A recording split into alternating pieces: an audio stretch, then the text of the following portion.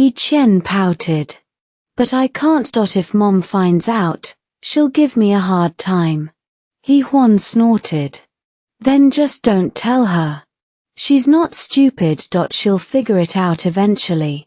So do you want it or not? I want it. He Chen said indignantly.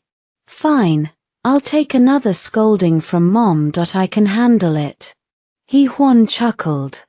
Come on, don't pretend you're not excited. Busted. He Chen actually looked a little embarrassed. You're the one forcing it on me. I didn't ask for it. Sure, you little money fiend. We'll go car shopping during the National Day holiday. He Chen beamed and nodded hard. You worked hard to make that money. Big brother, let me go peel you an apple. Worked hard. He Huan glanced at his computer screen. A Minesweeper game was running. Well, Minesweeper did take some brainpower. He guessed he had worked pretty hard. Before long, He Chen came back with a plate of apple chunks, each speared with a toothpick. He had to admit, ever since he'd revealed how much money he'd made, his standing in the family had skyrocketed. He Huan stabbed a chunk with a toothpick and chewed. Monthly exams are coming up. You'll be fine, right? What problems would I have? I'm worried about you. Don't stress yourself out. Even if you don't do well, it's no big deal. Your health comes first. He Huan found that oddly comforting or condescending. Hey, I've been studying hard too. You know. Don't underestimate me. He Chen grinned. I know you've been working hard, big brother. You made 2 million in just a few months. Focus on making money. Don't let studying get in the way. He Huan was utterly speechless. He was about to tease his sister when a loud crash came from outside the door. Both of them jumped and rushed out of the room. Fortunately, their mom was still cooking and nothing had happened to her. Liu Mai was startled too. Where did that noise come from? Sounds like it came from across the hall, He Huan said. He opened the door and saw the opposite door was also open. Zhu Minute was sitting on the floor just inside, wailing loudly, 5 bright red finger marks across her face. Li Jun stood across from her, looking just as bad, several bloody scratches on his face. Behind them, the place was a mess. The TV was smashed on the floor. Clearly, that crash had come from the television. He Huan watched with a wince. That was one intense domestic fight. Li Jun naturally noticed He Huan too. Being seen in such a humiliating state by his daughter's classmate was pretty awkward. Liu Mai couldn't help stepping forward. It's normal for couples to argue, but you can't hit each other, and you definitely shouldn't break things. Look at this mess. Before she could finish, He Huan pulled her back into their apartment and shut the door. Hey, Huan, what are you doing? They're fighting. Let me go talk some sense into them. He Huan said seriously. Mom, even the wisest judge can't settle family disputes. Don't get mixed up in other people's business. You don't know who's right or wrong, and no offense, but with your position, nobody's going to listen to you anyway. Liu Mai wasn't having it. Right or wrong, you still can't break things. Do they even want to fix this? And what if they don't actually want to fix it? How can that be? A couple should. She stopped mid-sentence, suddenly realizing the two weren't a married couple. He Huan sniffed the air. What's that burning smell? Mom, did you leave the gas on? Liu Mai let out an ah and dashed into the kitchen. Soon her wail echoed out. Oh no, my beautiful pork belly, all ruined. He Huan grinned. Told you not to gawk at other people's drama. Just then he noticed He Chen craning her neck, one eye pressed to the peephole. Seriously, you're just as nosy. He Chen didn't turn around. Sure, they're going at it again. He Huan could hear the arguing from outside but not the details. He pressed his ear to the crack in the door. Seeing him like that, He Chen laughed. You're one to talk about, Mom. You're just as nosy. Quiet, I can't hear.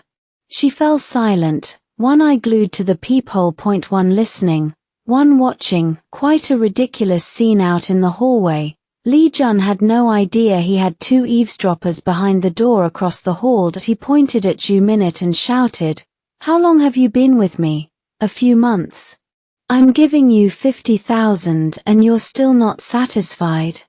"I'm only 25 and I became your mistress. You think 50,000 is enough to get rid of me? No way. If you don't give me 200,000, I'm not leaving." "Bullshit. You think you're some movie star? A few months and you're worth 200,000?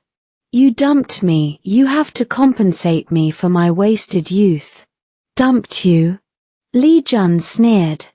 "Did you ever have any real feelings for me? I was in the hospital last night. You didn't come to take care of me. You didn't even call to ask how I was." "I didn't know you were in the hospital.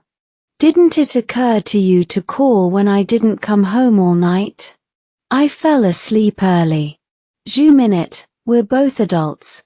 Can you drop the act? You never cared about me. All you care about is money. I'm giving you 50,000. That's more than generous. Number 200,000, or this apartment is mine." Lee Jun finally snapped. He grabbed her left arm and dragged her out. She clutched the doorframe with her right hand, but she wasn't strong enough. He yanked her free and slammed the door shut with a bang. She pounded on the door. "Lee Jun, you ungrateful bastard, you'll regret this. I'll make you sorry." Then she burst into loud sobs. A moment later, the door opened again, and a black plastic bag was thrown out, rolling to Ju Min's feet. A stack of cash spilled out. "That's 50,000. Now get the hell out." Ju Minute snatched up the bag and shouted, "Lee Jun, this isn't over, you just wait." The only answer was the door slamming shut. She straightened her clothes, clutching the cash, and walked away. "What are you two doing? Come eat." Huan and Chen turned around, looking awkward, pretending nothing had happened. "You've got some nerve talking about us," Chen said. "You two were just as bad, gossiping about other people's business." She grinned. "I was just curious." Liu Mai lowered her voice. "So what happened in the end?" "Typical. The whole family was a bunch of gossips. He gave the woman 50,000, and she left," Huan said. Liu Mai shook her head. "People have no shame these days, moving in together, being the other woman. No decency at all." "But the guy's to blame too," Huan's mother added. "If he'd been faithful to his marriage, none of this mess would have happened." Chen saw that Huan had already filled her bowl with rice and asked, "Bro, who do you think was more in the wrong?" "I'm not a judge, how should I know? Let's eat. We've got evening self-study soon." Chen clearly didn't like that answer. She scooped up some rice, sat at the table, and said to Huan, "You men are all the same, always looking for more even when you've already got plenty." Huan stared at her, baffled. "What does that have to do with me? Why am I getting dragged into this? If you won't condemn that guy, it means deep down you admire his lifestyle." "That's ridiculous. There are all kinds of people in the world. Why do you care so much? Besides, all I care about right now is making money." Just then, Liu Mai sat down next to Huan with her bowl. "You can't just focus on making money, you need to find a girlfriend soon. Your grades aren't going anywhere anyway, so you might as well settle down early." Chen sat there, stunned. What kind of logic was that from Mom? Is it really appropriate for my brother to get married so young? Why not? He'll be 20 in another year. We've got money now. If you meet a nice girl, grab her fast, or someone else will. I think your homeroom teacher's daughter is great, pretty, good temper. Step it up and win her over. Once she goes off to college, you won't have a chance. Huan was speechless. How did they end up talking about Lilan again? Mom, I'm still in high school. Why are you rushing me to find a girlfriend?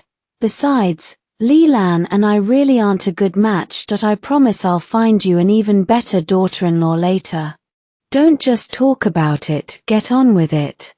Wait until the next few monthly exam scores come out, then you'll see if I'm cut out for studying or not. Then let's see if you still push me to find a girlfriend. Huan dragged out his words.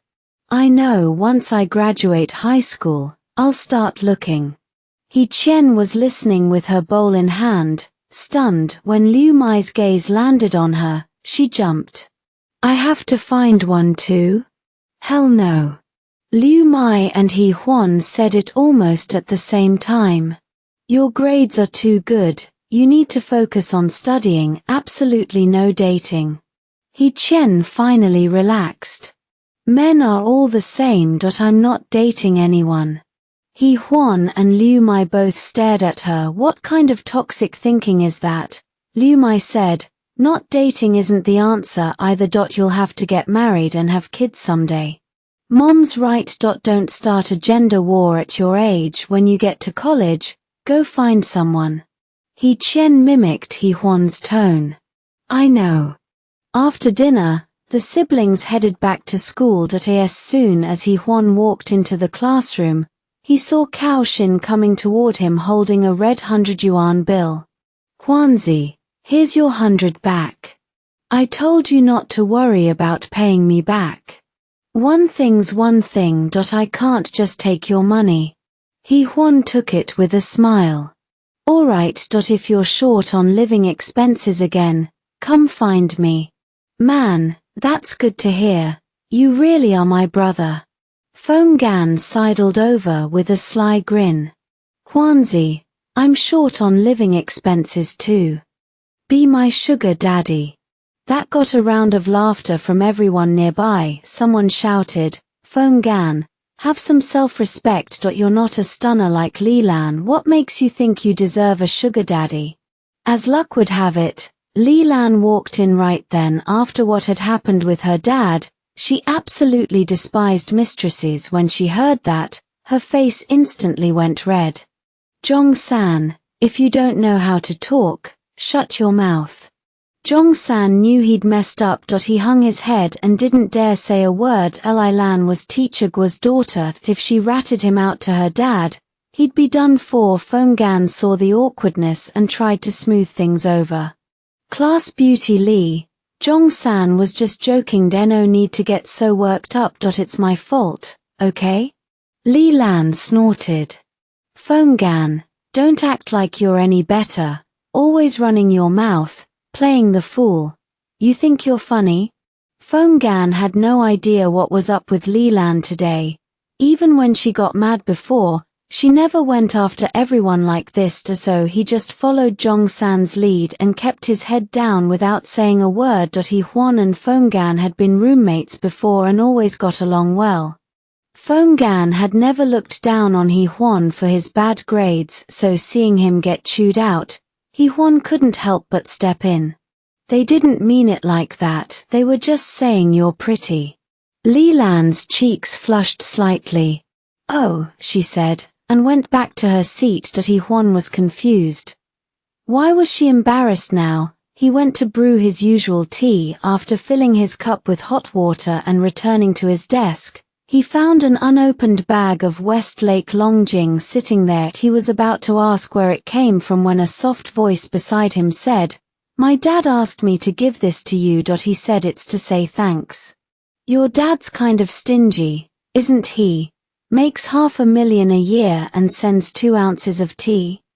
Huan tucked the tea into his desk. Tell your dad thanks. I won't turn it down. Li Lan looked pleased that he accepted it. Huan, thank you for talking to my dad last night. I didn't do much. He figured it out on his own. But my dad said your thinking is really advanced and you're a great talker. Your dad was drunk last night. I'm just a slacker at the bottom of the class. I still want to thank you. Without your help, my dad would still be with that woman.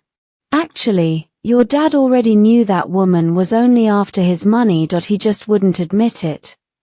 Even if I hadn't shown up last night, he would have left her sooner or later, and anyway, he already kicked her out. Really? Of course. I saw it with my own eyes, but tell your dad to be careful. That woman isn't easy to deal with. A sweet feeling spread through Leland's chest. He acts cold on the outside, but he really does care about me. Huan saw her blushing again and was completely baffled. What was up with the class beauty today? She was acting so strange. Tonight was physics self-study. The physics teacher was a middle-aged guy in his 40s who didn't have a ton of hobbies. He just liked tea and chess. He got to class early today and spotted the cup of green tea on Huan's desk. This time, he couldn't hold back. Huan, what kind of tea is that? Looks like the good stuff. Angie white tea. Mr. Liu, want to give it a try? Liu Jianjun had actually wanted to try Huan's tea for a while, but he always felt weird about asking a student for anything, so he'd kept quiet. Why now, though, Huan often asked him questions before and after class, and they'd gotten pretty familiar. Those reservations were long gone. He smiled and said, "Sure, let's see how this tea of yours tastes." Huan reached into his desk drawer. The first thing he pulled out was the Westlake Longjing Leland had just given him. "Oh, you've got Westlake Longjing too?" "Yeah, a friend gave it to me. Want some, Mr. Liu?"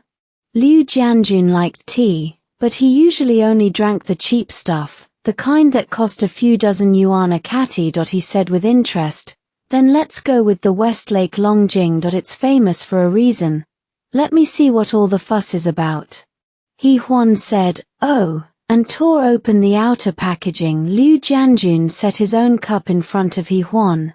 "Kid, you really know how to enjoy life. I've lived over 40 years and still can't bring myself to drink this expensive stuff, and here you are brewing it all day." Huan poured the tea leaves while smiling. "You've got to lighten up, work hard when it's time to work. Kick back when it's time to kick back." Now you're giving me life advice, but kid, you really have been working hard lately. The monthly exam's in 2 days. I've got high hopes for you. After saying that, Liu Jianjun noticed Huan had stopped moving. He was just staring at the tea in the cup with a puzzled look. "Huan, something wrong with the tea?" Leland was standing nearby, looking just as tense. Huan tipped a bit of tea into his palm and sniffed it. Then he said, "This is last year's aged tea." Leland's eyes went wide. "It's aged tea?" "Definitely. Lilan, doesn't your dad drink tea too? How could you not tell new tea from old?" Leland was mortified. This tea wasn't bought by Li Jun at all. She'd used her own allowance to get it from a tea shop. Who knew she'd end up with aged tea? Seeing the awkward look on Leland's face, Huan said casually, no worries, Mr. Liu. You can still drink my Angie white tea. I'll track down some proper Westlake Longjing for you to try another time." "I didn't know you were such a tea expert, Huan, but don't go out of your way for Westlake Longjing. I was just making conversation. Doesn't matter if I drink it or not." Got it. I understand." Huan dumped the leaves from Liu Jianjun's cup, then took out his own Angie white tea and added some. Liu Jianjun took his cup, satisfied, and went off to get hot water. Huan slid the pack of Westlake Longjing over to Leland. "Aged tea isn't worth anything. That old Peng guy ripped your dad off. Take this back and have your dad return it." Leland was both embarrassed and angry. Embarrassed because it was her first time giving a gift to a boy, and it had been rejected. Angry because this pack of tea had cost 200 yuan, and it turned out to be fake. That shop owner was seriously shady. She stuffed the tea away huffily, thinking to herself, "That lousy boss, selling me aged tea. Just wait till tomorrow. I'm going to have it out with him." The next day at noon, Huan went to Qianfu Tea House as usual. As soon as he walked in, he spotted a familiar figure. Li Lan, what are you doing here? Li Lan heard his voice, spun around, and froze when she saw him. I'm here to return the tea.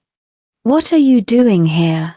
Was that Westlake Longjing bought from here? Peng Zhongwo, standing nearby, looked embarrassed. President He, it was a misunderstanding that I went back to my hometown yesterday. The girl at my shop just started a few days ago. She didn't know what she was doing and gave your friend the aged tea by mistake. That I'll swap it for fresh tea right now. Li Lan was totally confused. Why was the tea shop owner calling He Huan President He? She caught He Huan glancing her way, and he said, it really was just that girl at the shop yesterday.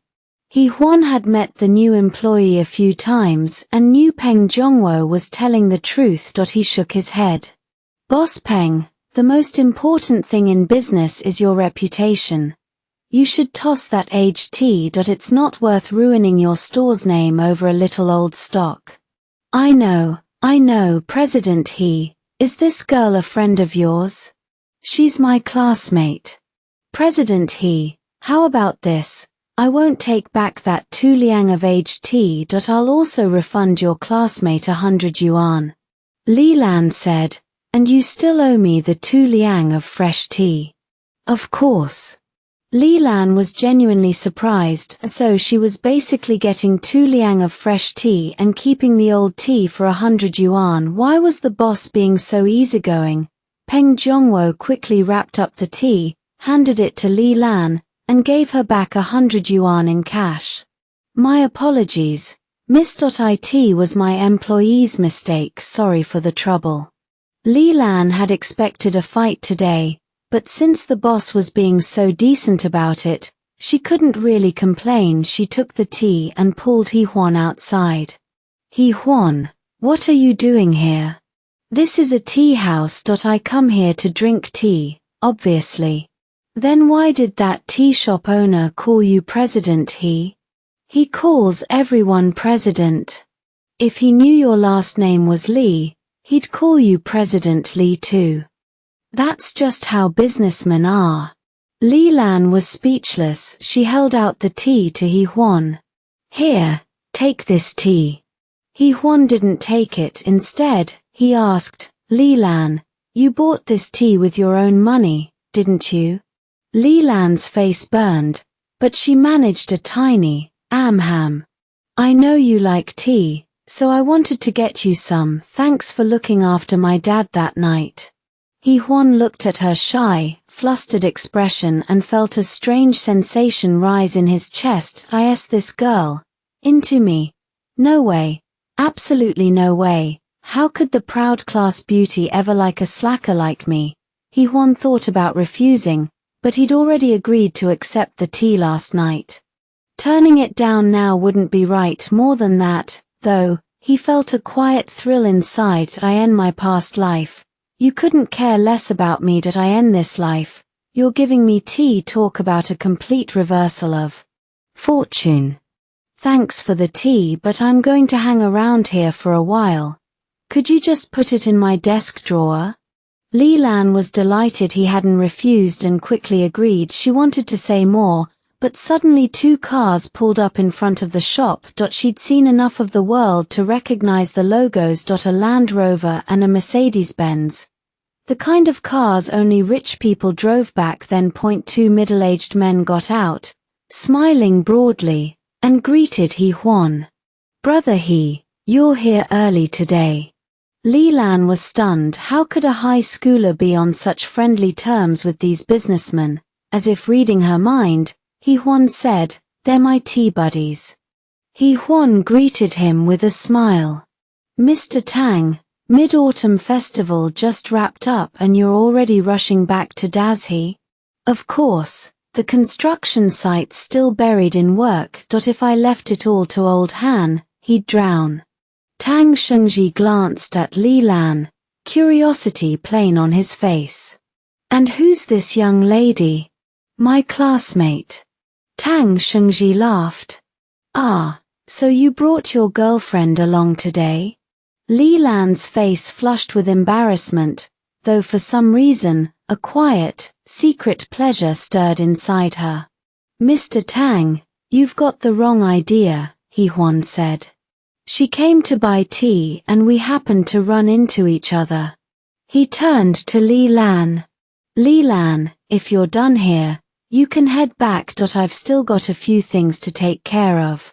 Li Lan murmured an "oh," picked up her tea, and headed back to school. The three men returned to the small private room. Peng Zhongwo started to follow them in to brew tea, but Han Chi stopped him. Boss Peng, go take care of your own business. We've got some things to talk about. Peng Zhongwo nodded and pulled the door shut behind him. Huan began brewing the tea himself. Mr. Han, is something happening at the construction site? Han Chi let out a weary sigh. It's Niu Ben and Ma Xianhua, both of them came looking for me this morning. Can't you just turn them down flat? They wouldn't keep hounding you, would they? They really are hounding me now. It's a tricky spot. Han Chi took a sip of tea. Ma Xianhua got himself a backer. This leader's authority isn't huge, but it's not nothing either. When the time comes for us to start pre-sales, we'll need his signature. This morning, that leader called me personally and insisted I absolutely have to hand Ma Xianhua a project. Huan glanced at Tang Shengji and noticed his future father-in-law was already looking at him. Damn, he thought that is he testing me? This is basic. Who does he think he's dealing with? Huan took a casual drink of tea and spoke without hurry. Ma Xianhua's got connections, so do we. Besides, the only reason that leader is willing to speak up for him is because Ma Xianhua promised a big cut. If Ma Xianhua's ready to pay up, why can't we? Tang Shengji chuckled. Brother you're young, but you've got some real nerve. Ma Xianhua doesn't have much bite anyway, so we don't need to lose sleep over him. The real problem is Niu Ben. Did Ku Zhibang call? Han Chi's eyes lit up. Brother you're sharp. It was Ku Zhibang who phoned me. He went on and on, basically wanted me to hand over 2 whole buildings to Niu Ben. I haven't given him a firm answer yet. I wanted to talk it over with you both first. Ke Zhibang carries a lot of weight in Dazi County. If we completely burn that bridge, things could get ugly. Huan turned to Tang Shengji. Mr. Tang, what's your take?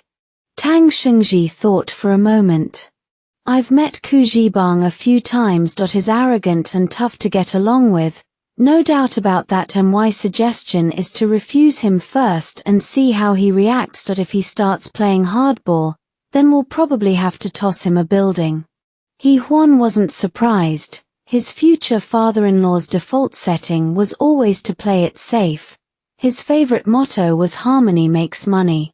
But the real estate business was different from other industries. It wasn't about clever business maneuvers. It was about one thing: grabbing. If you could grab land and build projects, you could make money with your eyes shut. The next 10 years would be the golden age of real estate development. If he played it too cautiously at a critical moment like this, he'd miss too many opportunities. His father-in-law's track record in the past life had proven exactly that. Even by 2015, his business was still muddling along with no real breakthrough, until he finally met Huan and switched industries to take off. Han Chi watched Huan stay silent for a long moment and asked anxiously, Brother what are you thinking? Huan laughed. When I put money in, I made it clear I wouldn't be involved in site management, but since you 2 brothers are asking today, I'll share a few thoughts. Just consider it something to kick around. Tang Shengji smiled.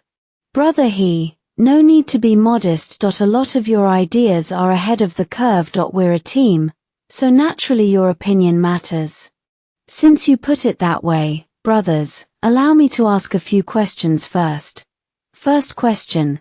You say Ku Zhibang has a lot of influence in Dazi County. What about outside Dazi County? Does he still have pull? Han Chi answered immediately. Of course not. Second question. Now that we've stepped into real estate, do we plan to stay in Dashi County doing this for the next few decades? Han Chi said, if conditions are right, we'd definitely want to expand, push outward ideally, we'd reach the provincial capital, Jiangcheng. Huan shook his head. I think that'll be tough. Dashi County has a Kujibang. Other places have their own Li Jibangs and Liu Jibangs. Do you think those local bosses will just let us waltz in and set up real estate on their turf? Han Chi had no answer for that. Huan kept going. Kujibang has a little power here in Dashi County. But look at the whole province, or even the whole country. What is he? If we have to live in fear of a guy like that, how can our business ever grow? We'll spend our whole lives scraping a few pennies together in this backwater mountain hole, and a few years from now we'll get squeezed out and won't even be able to make that. I haven't done business before, but I know one thing. Doing business takes guts. If you're scared of wolves in front and tigers behind, cutting away your bottom line today and your principles tomorrow, you'll never accomplish anything in your life. After Huan finished, the room fell completely silent. Tang Shengji suddenly broke out laughing and said to Han Chi, Old Han, they say heroes come from youth. Looks like the two of us are falling behind. Han Chi looked embarrassed too.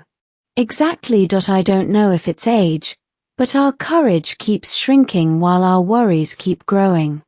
Huan chuckled. You two brothers have seen the bigger picture. I'm a blunt person. I just said what was on my mind. Consider it food for thought. Tang Shengji waved that off. What food for thought? We'll go with what you said, Old Han. This afternoon, just flat out turn Kujibang down and see how he responds. If he gets tough, you get tough right back. I refuse to believe Kujibang can cover the whole sky with one hand. Han Chi smiled and nodded. All right. Let's go see how this Kujibang handles it. In the afternoon, Huan returned to school. As he was climbing the stairs, he happened to run into his homeroom teacher, Guojing. Huan greeted her and was about to head off when Guojing said, Huan, hold on a second. Huan already had a pretty good guess why she was calling him over. He smiled. Teacher Guo, is this about the stocks? Guojing silently noted how sharp he'd become. She nodded. Did your friend already make the purchase for me? Just bought at noon today. XX Shipbuilding and XX Pharma, roughly 50,000 each. If you want an update, you can ask me anytime and I'll get back to you by the end of the day at the latest. Or of course, you can check the stock prices online yourself and estimate the gains. Guojing let out a soft laugh. All right, I just happened to run into you, so I asked. I trust you to handle things. Huan smiled too. It's not really about me, though. The overall market is strong right now. As long as you follow a few quality stocks, making money is pretty easy, but the economy runs in cycles. This bull market won't last forever. I figure in a few months I'll cash everything out. By then, your 100,000 should earn you around 30 to 40,000. Guojing looked surprised. You sound like you really know what you're talking about. Do you understand economics? Not really, that's all from my friend.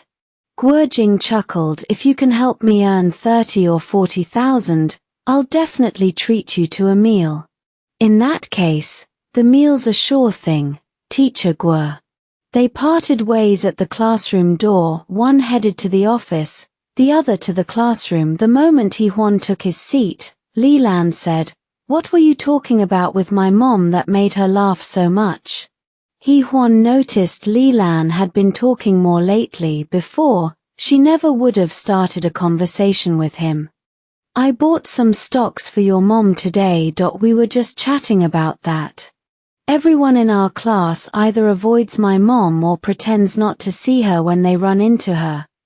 Only you can joke around with her. If you had good grades, it'd be one thing, but you're at the bottom of the class.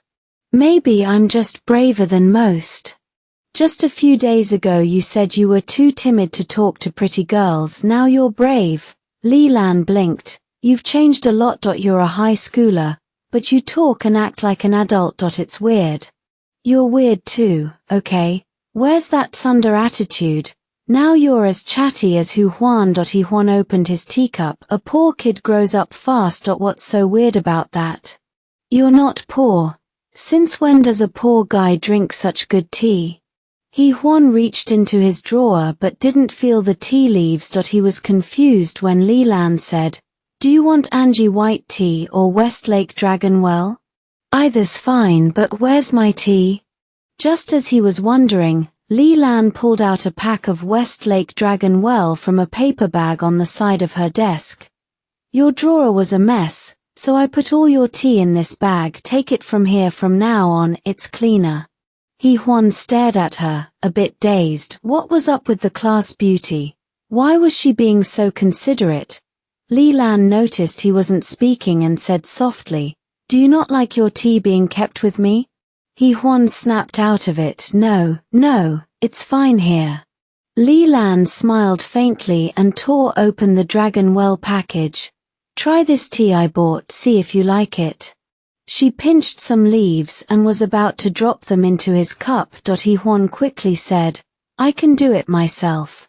Leland gave a small smile but still dropped the tea into his cup. Is that enough? Want a little more? I'll do it.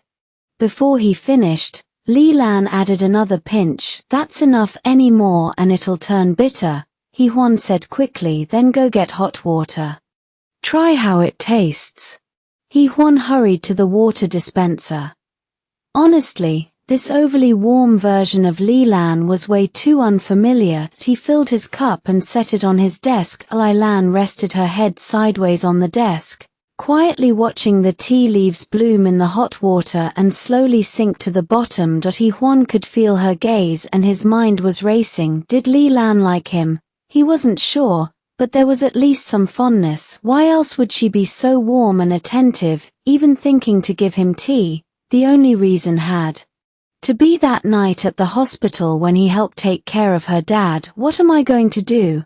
I never planned on getting involved with her in this life. He was lost in thought when Leland said, Huan, don't the tea leaves look beautiful after they've steeped? You're in the mood to study that. Huan decided to cut straight to the point. He spoke seriously. Leland, I think as high schoolers, we should focus on studying, not on researching what your deskmate likes. That's a sign of early dating. Leland shot upright, her face turning as red as a blazing sunset. Who's researching you, Narcissus? With that, she pulled out a book and started reading. Huan grinned inside. There it was, that Sunder attitude. Finally on the right track. During afternoon classes, Huan listened and took notes as usual. Leland wanted to chat with him normally a few times, but seeing how cold he was, she felt embarrassed. What if he accused her of early dating again? Stupid Huan. Who do you think you are, a panda? Who wants you anyway? You say I'm into you, I'm into your big head. Huan seemed to sense something and glanced at her. Leland immediately glared. What are you looking at? Focus on your studies. Huan didn't mind the hostility. In fact, he thought this was exactly how it should be. I was going to get my tea leaves. No, your tea stays here. I'm keeping them. Is this right? No, it isn't.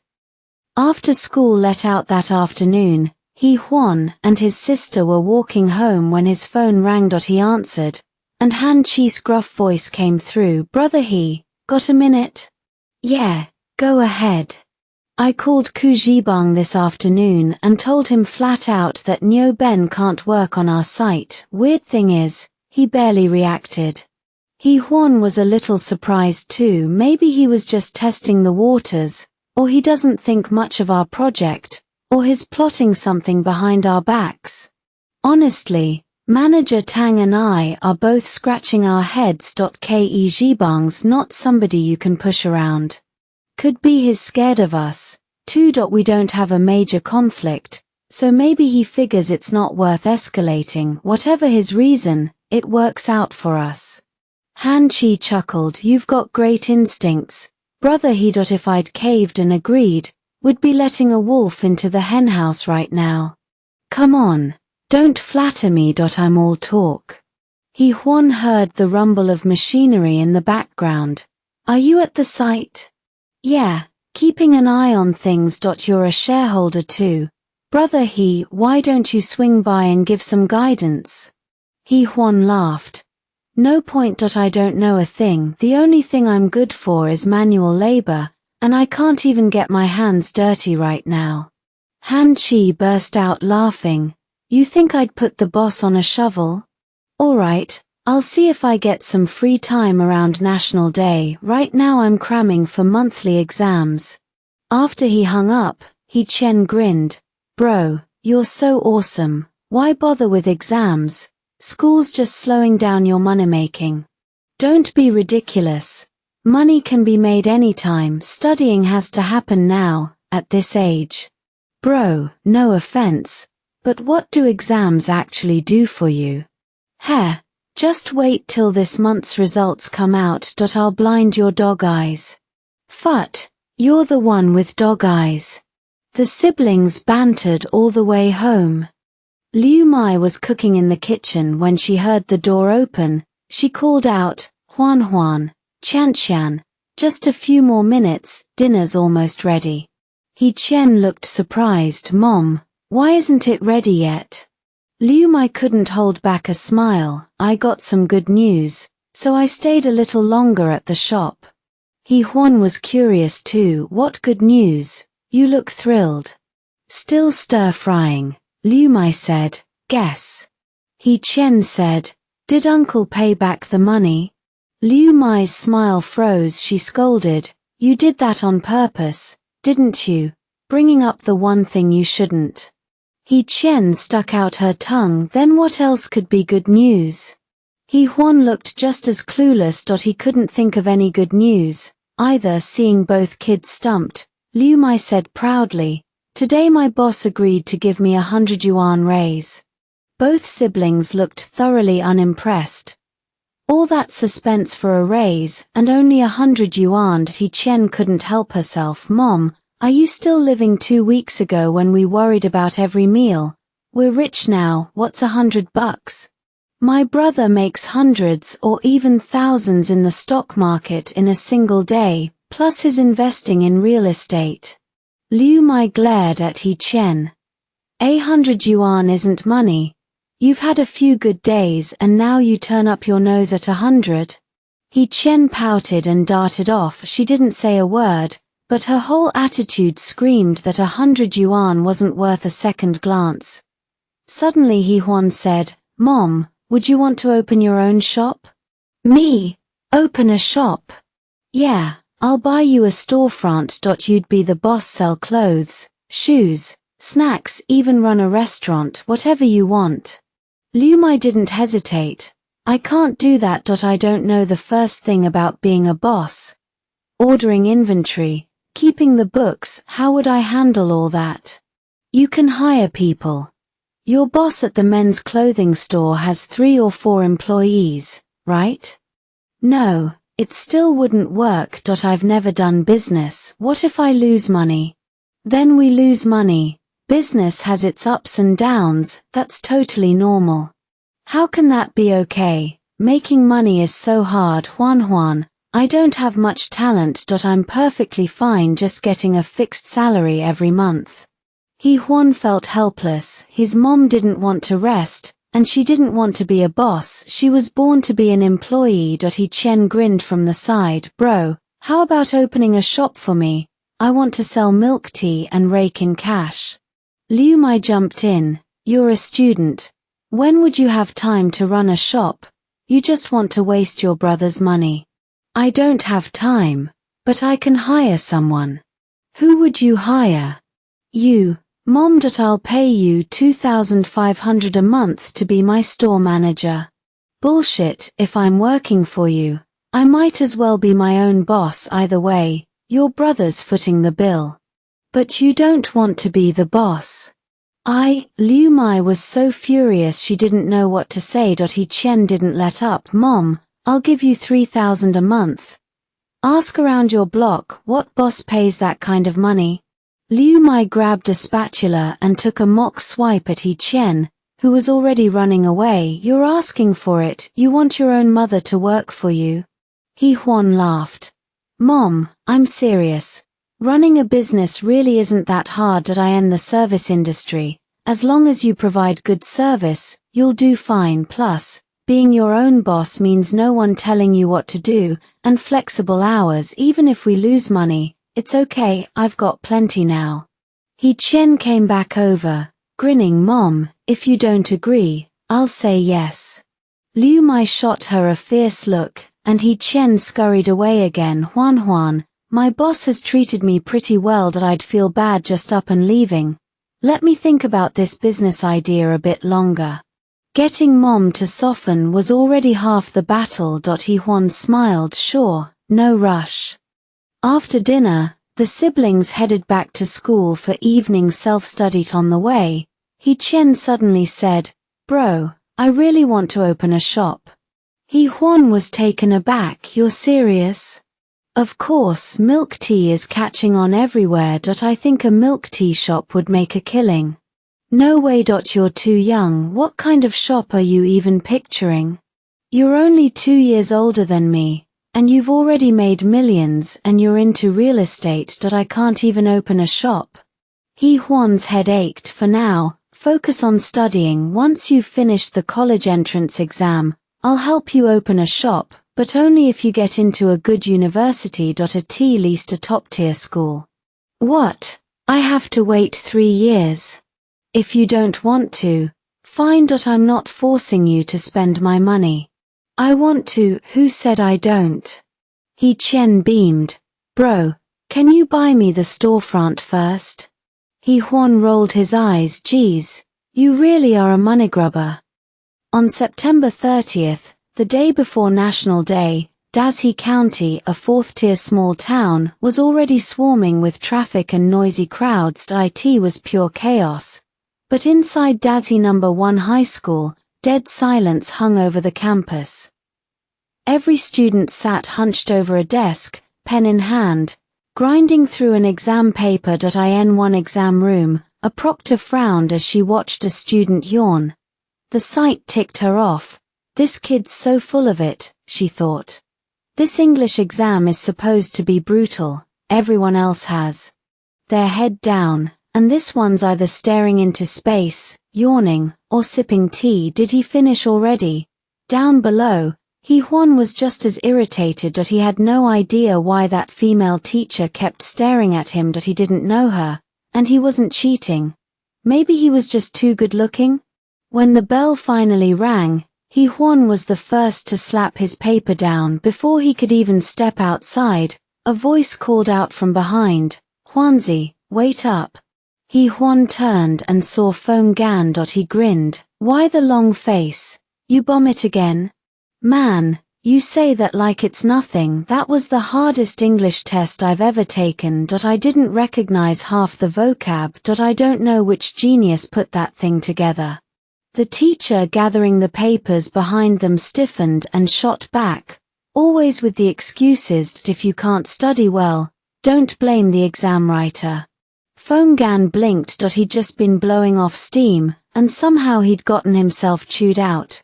Watching Feng Gan get cut down to size, He Huan felt a rush of satisfaction. He dragged him out of the exam room and said, classic male weakness, when they can't get it done, they start making excuses. Didn't sleep enough, too tired, wrong position. Feng Gan paused, then caught the dirty joke.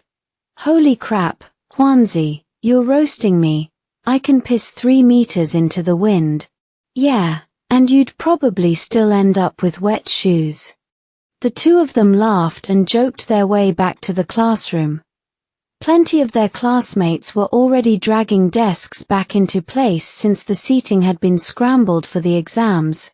And naturally, as they moved things around, Everyone took the chance to trash-talk the monthly exams. Huan wore a bitter expression and said to Li Lan beside her, "What am I gonna do?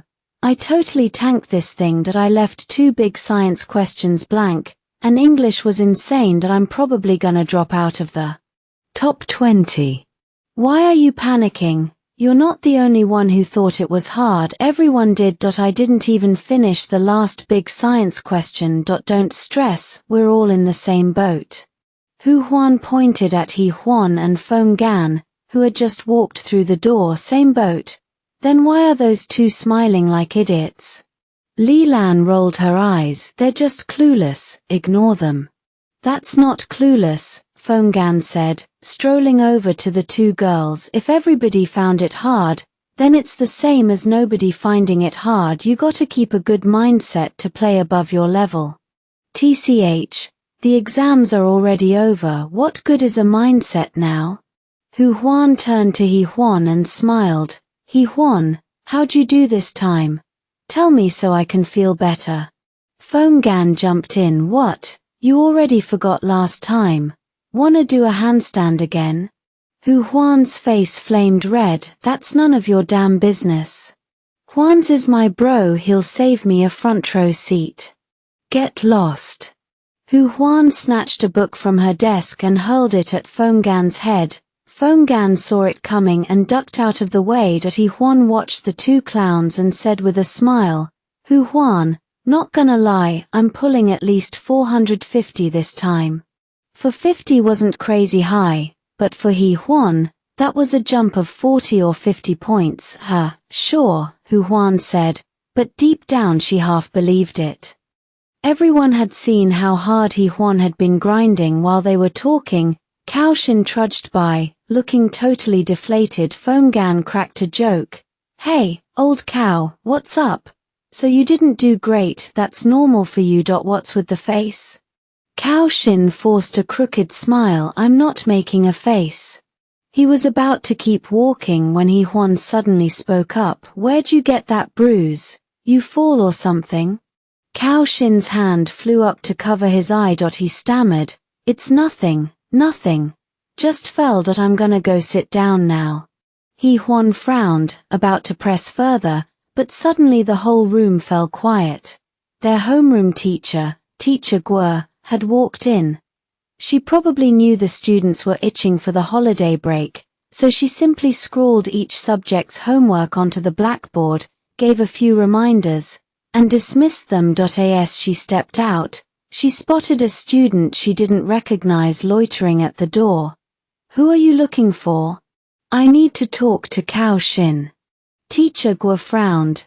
She figured he was another one of Kaoshin's sketchy friends. Without another word, she turned and headed back to the office. As soon as the teacher was gone, the student got bolder. He strode straight into the classroom and walked right up to Kaoshin. Huan grew suspicious. Kaoshin, like his own old self, was a quiet guy who barely talked to anyone. How did he know this weird guy? Silently, he slipped to the back of the room and heard the stranger say to Kaoshin, "Come with me.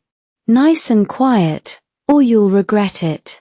"Old cow, who's this guy? What's he want?" The student wheeled around, furious. "Who I am is none of your damn business." Huan grabbed a nearby stool and shouted, "Where the hell did you crawl out from, you bastard?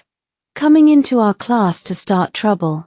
His voice boomed, and instantly every head in the room turned. Feng Gan and a few other boys closed in from all sides. Li Lan hadn't expected this. She dashed off to her mother's office. The stranger hadn't bargained on Huan having that much nerve. With every student now staring him down, a flicker of unease crossed his face. "You 2 got guts, then wait for me." With that, he beat a quick retreat and slipped away. Huan set the stool down and turned to Kaoshin. "Old cow, what's going on? Who was that guy?"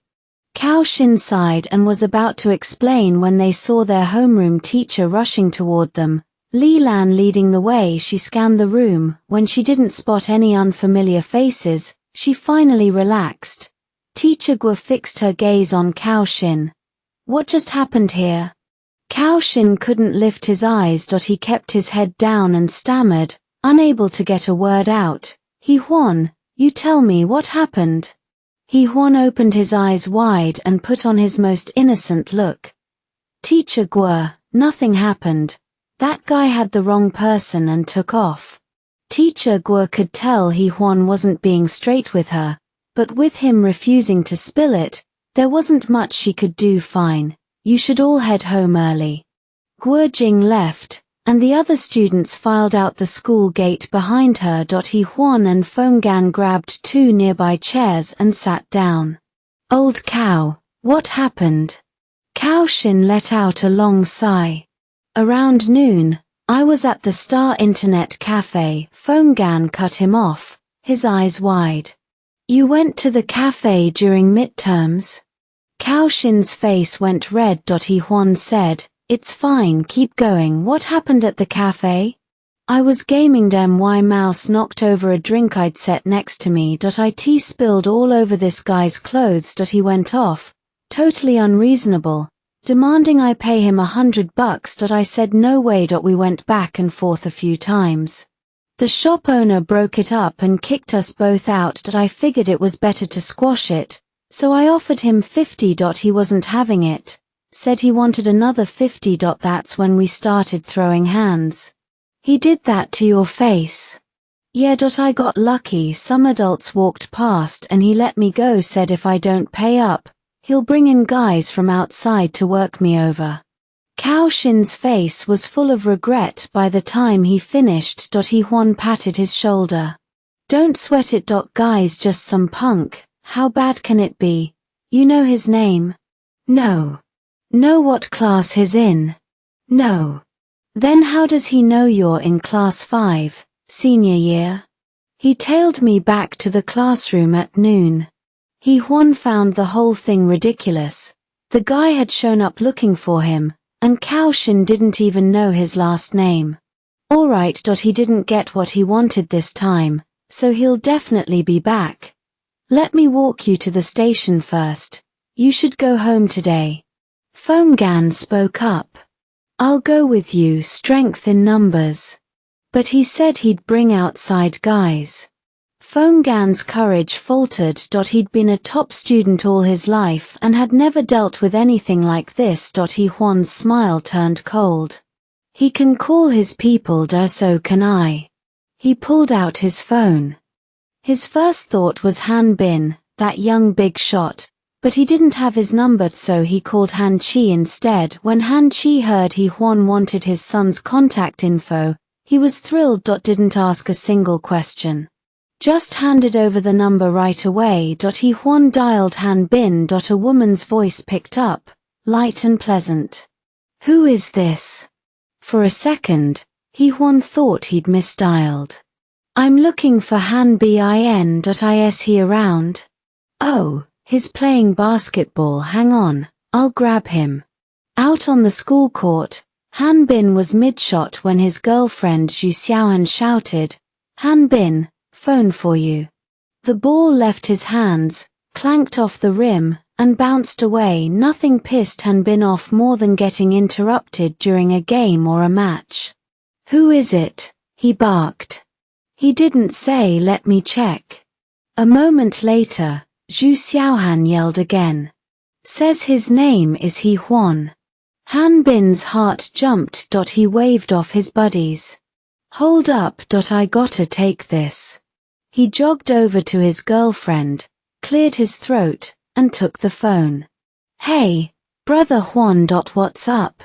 His tone was uncharacteristically respectful. Zhu Xiaohan just stared, stunned. She had never seen him talk to anyone with that much deference before. Anyone around me? Yeah, some friends. Alright, got it. I'll be at the basketball court. Han Bin hung up, a smug look settling over his face. Zhu Xiaohan asked, burning with curiosity, Han Bin, who is this Huan?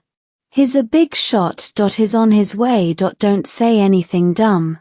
Zhu Xiaohan said, oh, but her curiosity only deepened. What kind of guy was so important that Han Bin would call him a big shot? The players on the court called over. Yo, Bin, we playing or what? You guys go ahead. I got something else. Dude, we're short now. So find someone else. Do I gotta spell it out. The 5 players traded helpless glances. It was a holiday, everyone was itching to head home. Finding a sub wasn't gonna be easy. A few minutes later, Huan and his 2 friends walked onto the court. Han Bin hurried over to greet them, with Zhu Xiaohan and the other 5 trailing right behind. Huan smiled.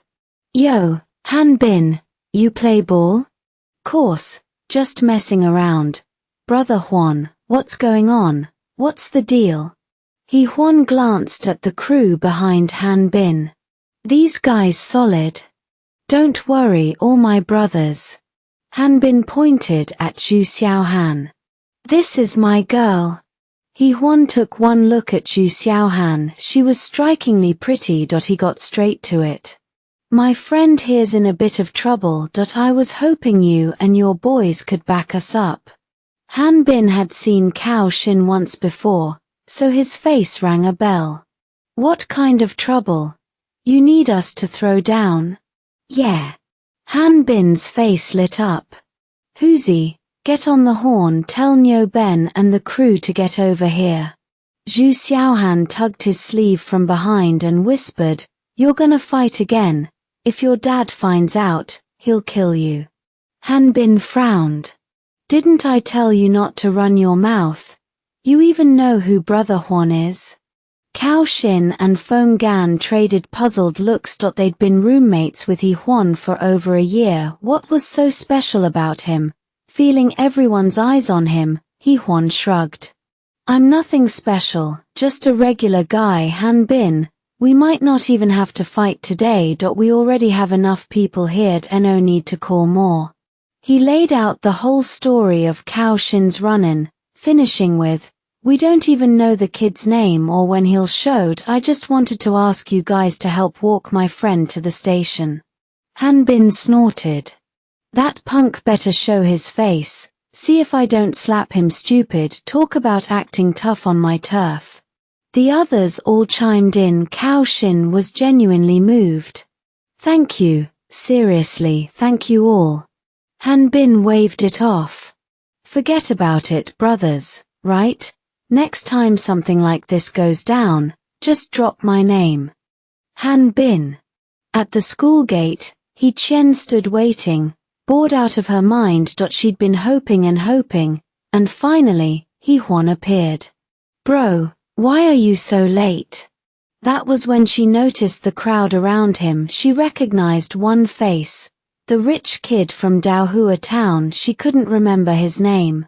Qian, head home by yourself today. I got some stuff to handle. I'll be back a little later.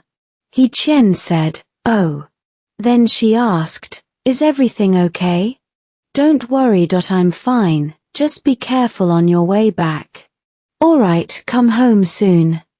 Cao Shin sidled up to Huan and muttered, Huan, that guy's watching us from the Jojo grocery across the street.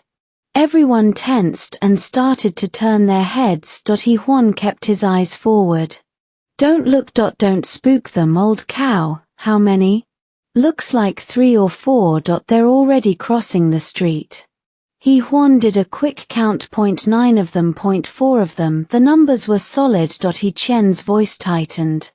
Bro, what are you guys doing? Nothing. Huan shot her a glance. If things went sideways, he didn't want her anywhere near it. Qian, you stay close to me. What? Just stick with me. Don't worry. It'll be fine. She nodded, still uncertain. Huan turned to Han Bin. Han Bin, your group hangs back. Once they get close, you close in. Old cow and I will walk ahead and draw them over. The plan set, Huan and Cao Shin took point. Chen and Zhu Xiaohan stayed with the main group. Cao Shin's voice was tight. Huan, where are we headed? The Xinghue Internet Cafe. Quieter over there. They turned down a side street. Before they even reached the cafe, 4 guys burst out from around the corner, The one in front was the same punk who'd kicked up trouble in the classroom. Lekang stared them down, eyes blazing with arrogance. You motherfuckers run again, huh? Huan let out a dry laugh. Idiot, with a brain that small, how have you even survived this long? Confusion flickered across the four faces, then they saw the crowd materialize behind Huan. Han Bin led the charge, a wooden stick gripped in his hand. You pieces of trash. You think you can mess with my bro Huan? Lekang's face went slack with shock before he could get a word out. Han Bin's stick cracked down on him. He staggered, yelling through the pain, Bro Bin, we're on the same side. Han Bin's expression hardened. Bullshit. I don't know you. What side? A burly man with thick brows stepped out from behind Han Bin. Huan remembered the name. Huzi. Lekang. What the hell are you doing? Lekang looked at Huzi like he'd found his savior. Bro who? Explain it to him, we really are on the same side. Han Bin understood exactly what was going on. He turned to Huzi. Huzi, this guy a friend of yours? Huzi's face reddened. He and Lekang were tight, but there was no way he'd admit that now. Met him a few times, exchanged a few words, not really a friend. Han Bin snorted coldly. He jabbed the stick toward Lekang and his crew. All of you, hands on your heads, squat. Lekang and his boys were fuming, but they didn't dare disobey. They knew Han Bin's reputation. One by one, hands on heads, they squatted in a line against the wall. Han Bin walked over to Huan and dropped his voice. Bro Huan, how you want to handle this? Just teach them a lesson. Han Bin got the message. He turned back to the four. 10 squats each every time you go down. You shout, Bro Huan, I was wrong. Got it? Lekang met Han Bin's glare and caved instantly. Got it, Bro Bin. I'm doing it. He kept his hands on his head and began squatting, shouting, Bro Huan, I was wrong. Han Bin smacked the guy next to him with the stick. What the hell are you waiting for?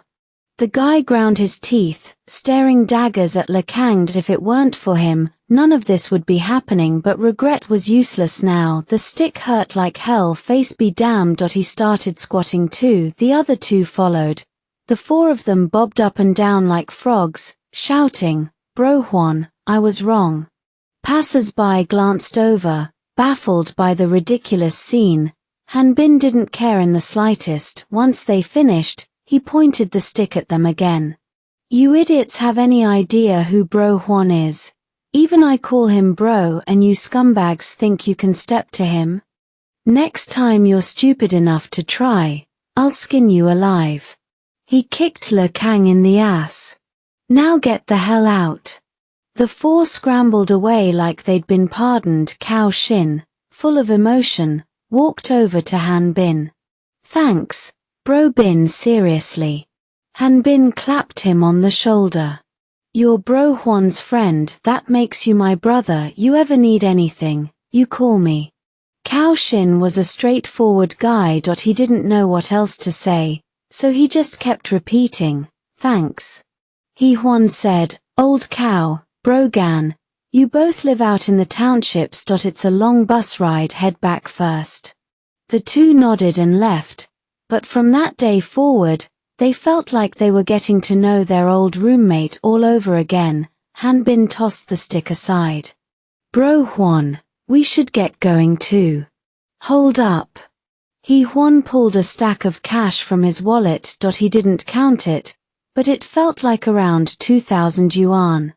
You guys put in work today. Han Bin, take everyone out for dinner tonight. My treat.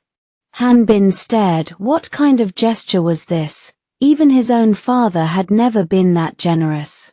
Bro Huan, you're too much. You're close with my dad. Of course I'd help. Don't waste your money.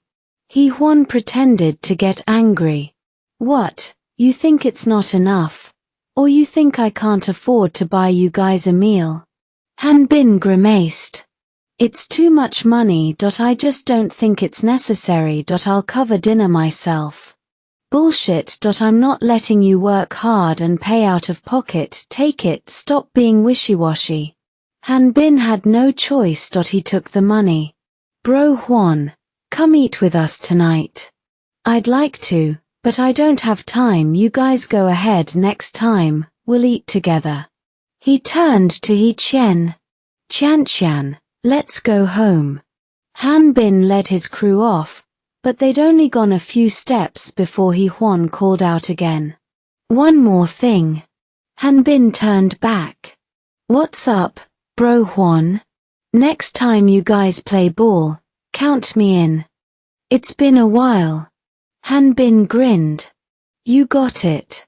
After He Huan was gone, Huzi asked, Bro Bin, who is that guy? Never heard of him before.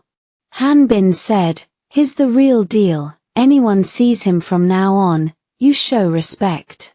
Everyone nodded. A guy who casually pulled out over $2,000 without batting an eye couldn't be just some ordinary nobody. Han Bin and his crew had barely disappeared when He Chen couldn't hold back anymore. Brother, why did you give that guy so much money? As a thank you. But I just asked around. It was your classmate who caused the trouble. Weren't they helping him out? My classmate's family isn't well off. He couldn't afford that. Besides, I'm the one who called Han Bin and his guys. I think you just have too much money and don't feel right unless you're throwing it away. He Huan looked at He Chen. She had her lips pursed and deliberately turned her head away from him. He smiled. Why are you getting mad? I'm not mad. It's your money. Waste it however you want. He Chen was incredibly smart and got good grades, but she'd never been out in the real world. She had zero grasp of social dynamics. He Huan figured it was time to give his little sister a lesson in how the world worked. Qian, no matter who helps you in this world, don't just say a quick thank you.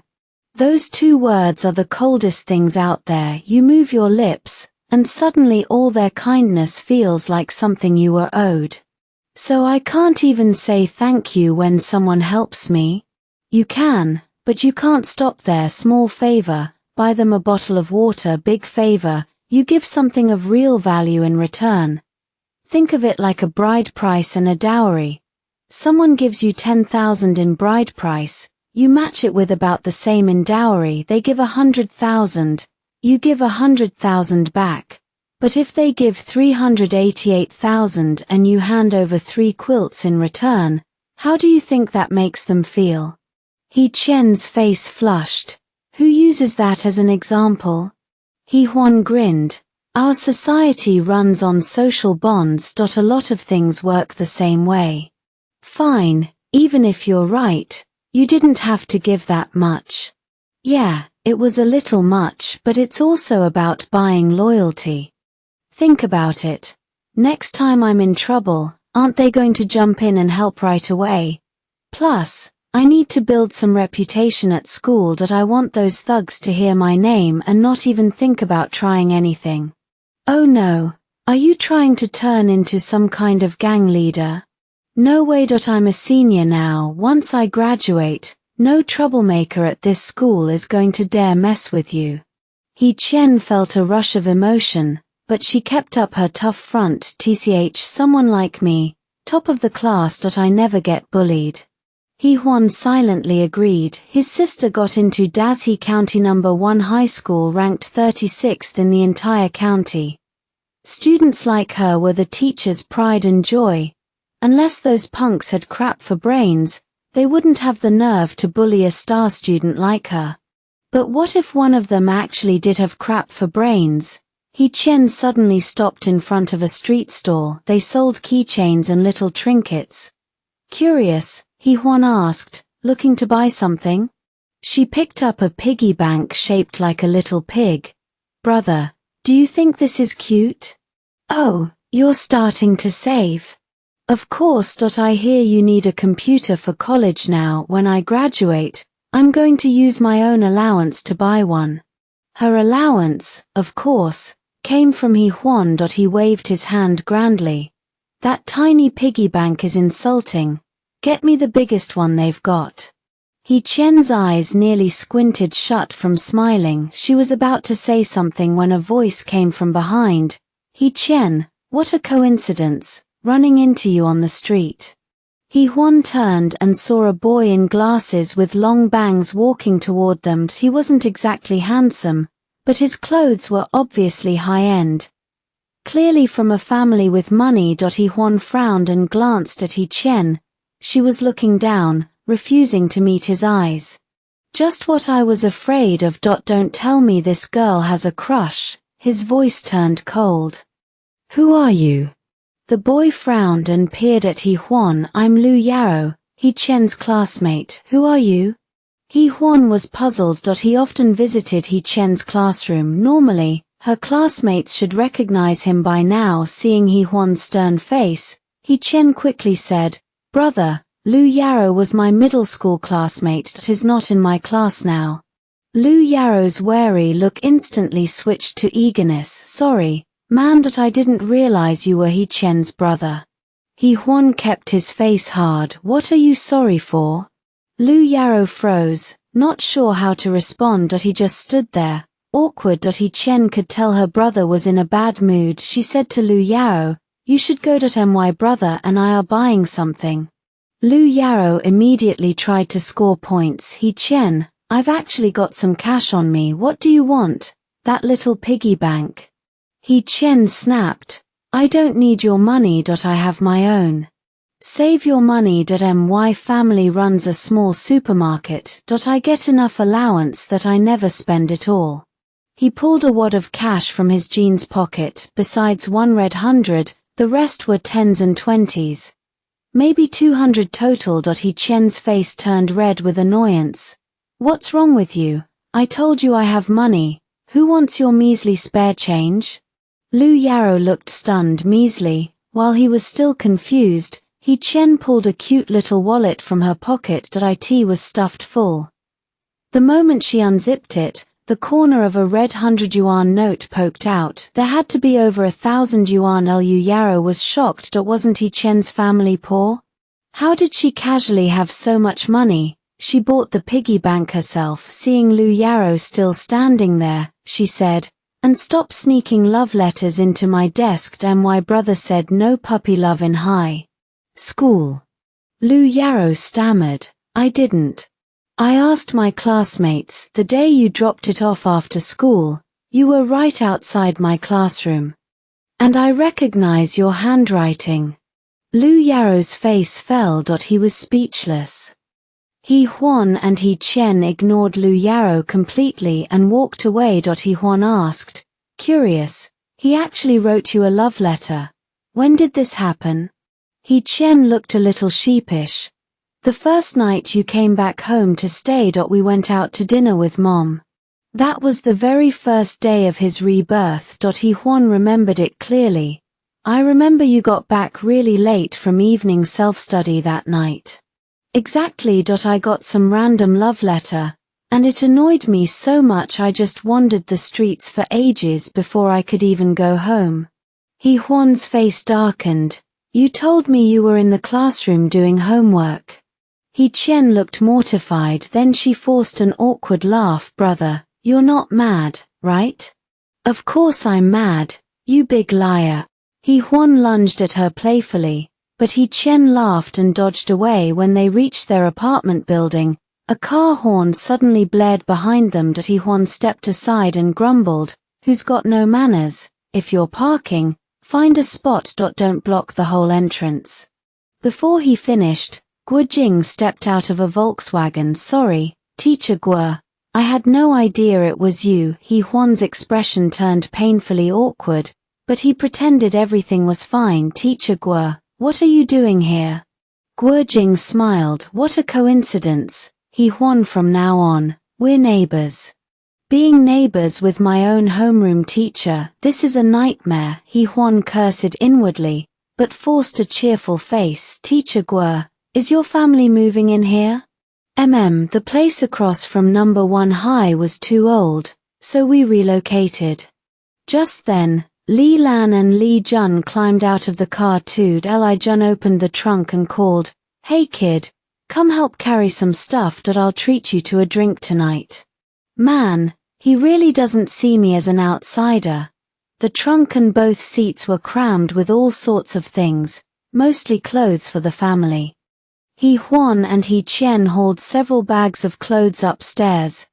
This was the first time Huan had been inside the apartment. It had been cleaned up, no longer as messy as it was a few days ago.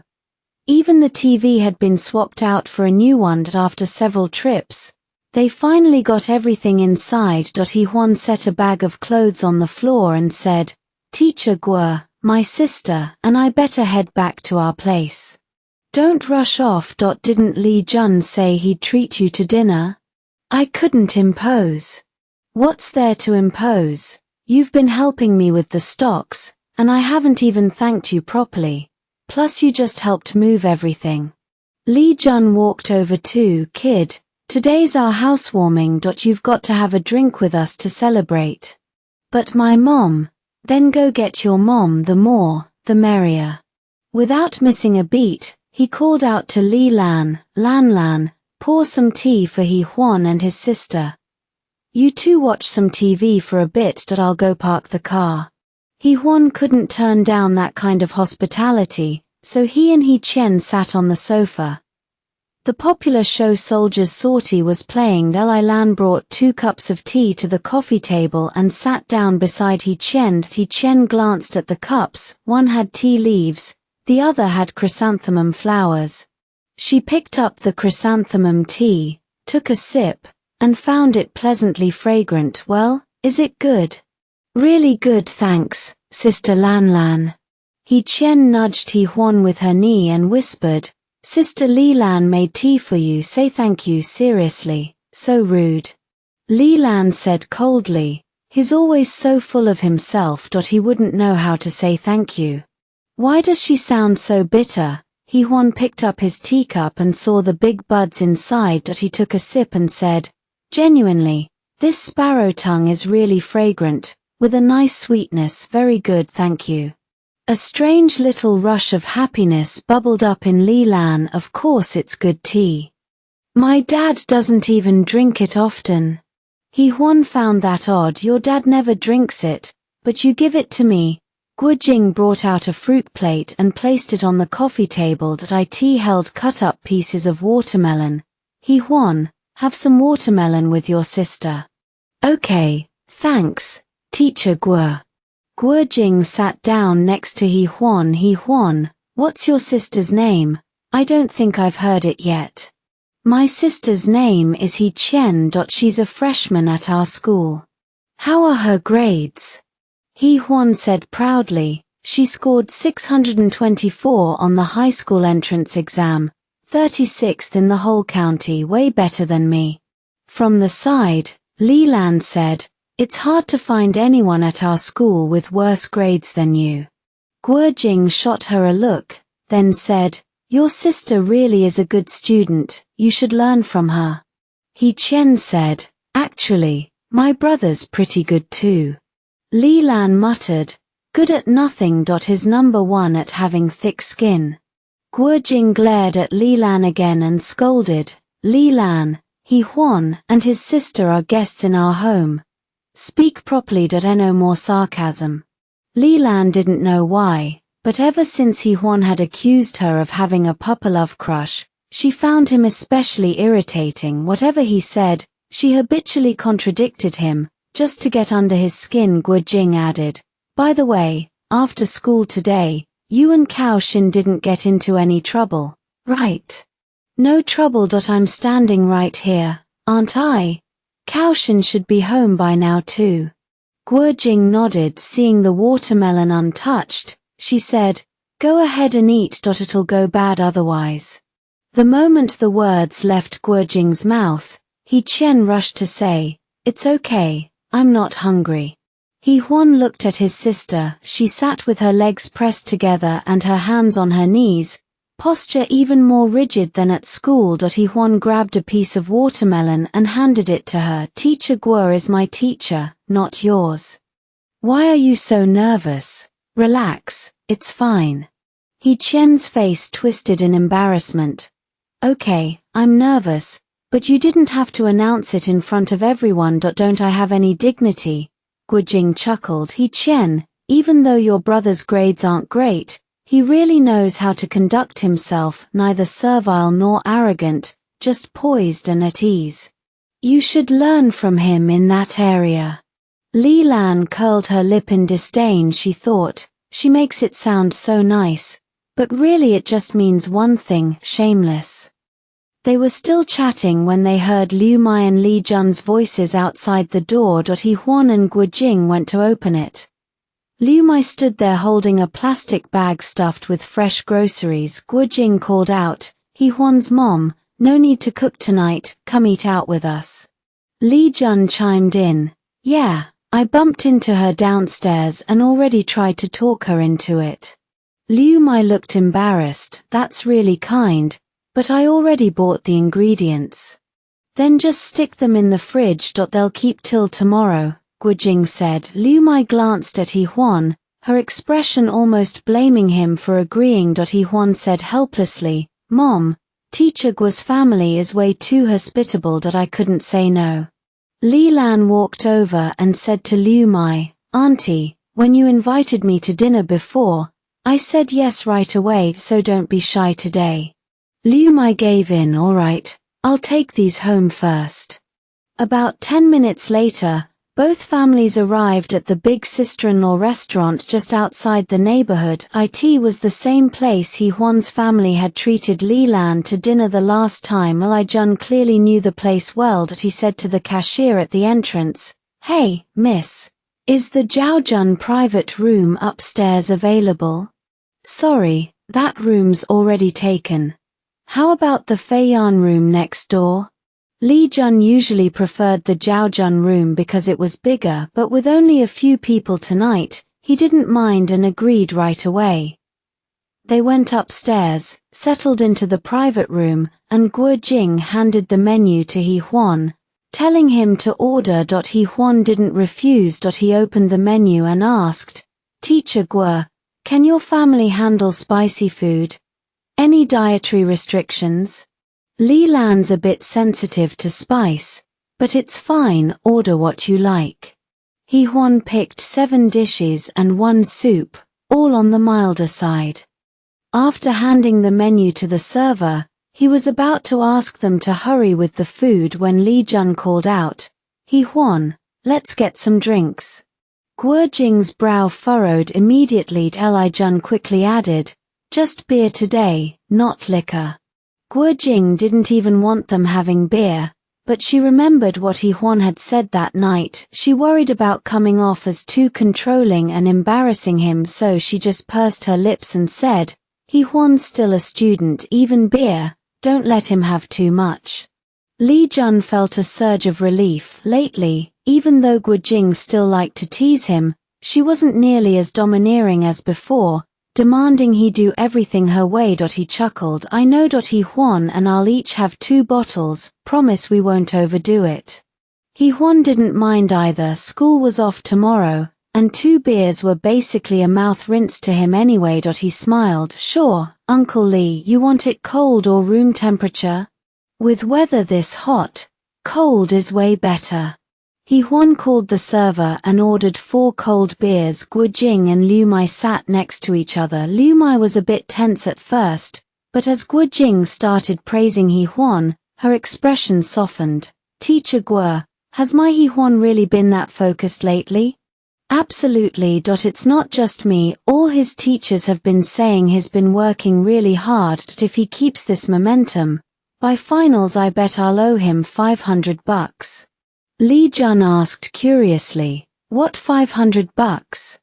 Guojing told them about the bet she'd made with He Huan, then laughed. At first I figured since you guys were tight on money, $500 in cash would motivate him. Now he's helping me make money in the stock market. In just 3 days, I've earned over $2,000. Li Jun had heard from Li Lan that Guojing had given He Huan $100,000 to trade stocks, but he hadn't expected profits that big. He said in surprise, He Huan, Are you that good at stocks? Huan quickly waved his hands. I don't really know anything about it. A relative of mine does the trading. My mom's made over 100,000 too, right, Mom? Liu Mai wasn't stupid. A high schooler obsessed with stock trading would be way too shocking, especially with the kid's homeroom teacher sitting right there, so she covered for him. Yeah, it's my younger brother who handles stocks. He knows his stuff. Li Jun sighed. Stock trading is really hot right now. I'd jump in too, but I need working capital for my business. I have to keep liquid funds on hand. Huan smiled. Uncle Li, you should only trade stocks with money you can afford to lose. Since you're running a business, focus on that. Stock returns are way too unstable and unpredictable that if you dump your money into the market and your cash flow dries up, you'll be in trouble. Li Jun laughed. Exactly. You know, Huan, I really admire you sometimes. So young, but you know so much. Nah, it's just random bits of trivial history and folklore. When it comes to actual school subjects, Chinese, math, English, physics, chemistry, biology, I'm completely clueless. Li Jun laughed heartily.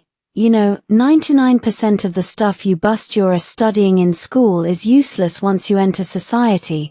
Guojing coughed, and Li Jun immediately shut his mouth. Huan smiled and said, the reason it's useless is because we never master it to the highest level.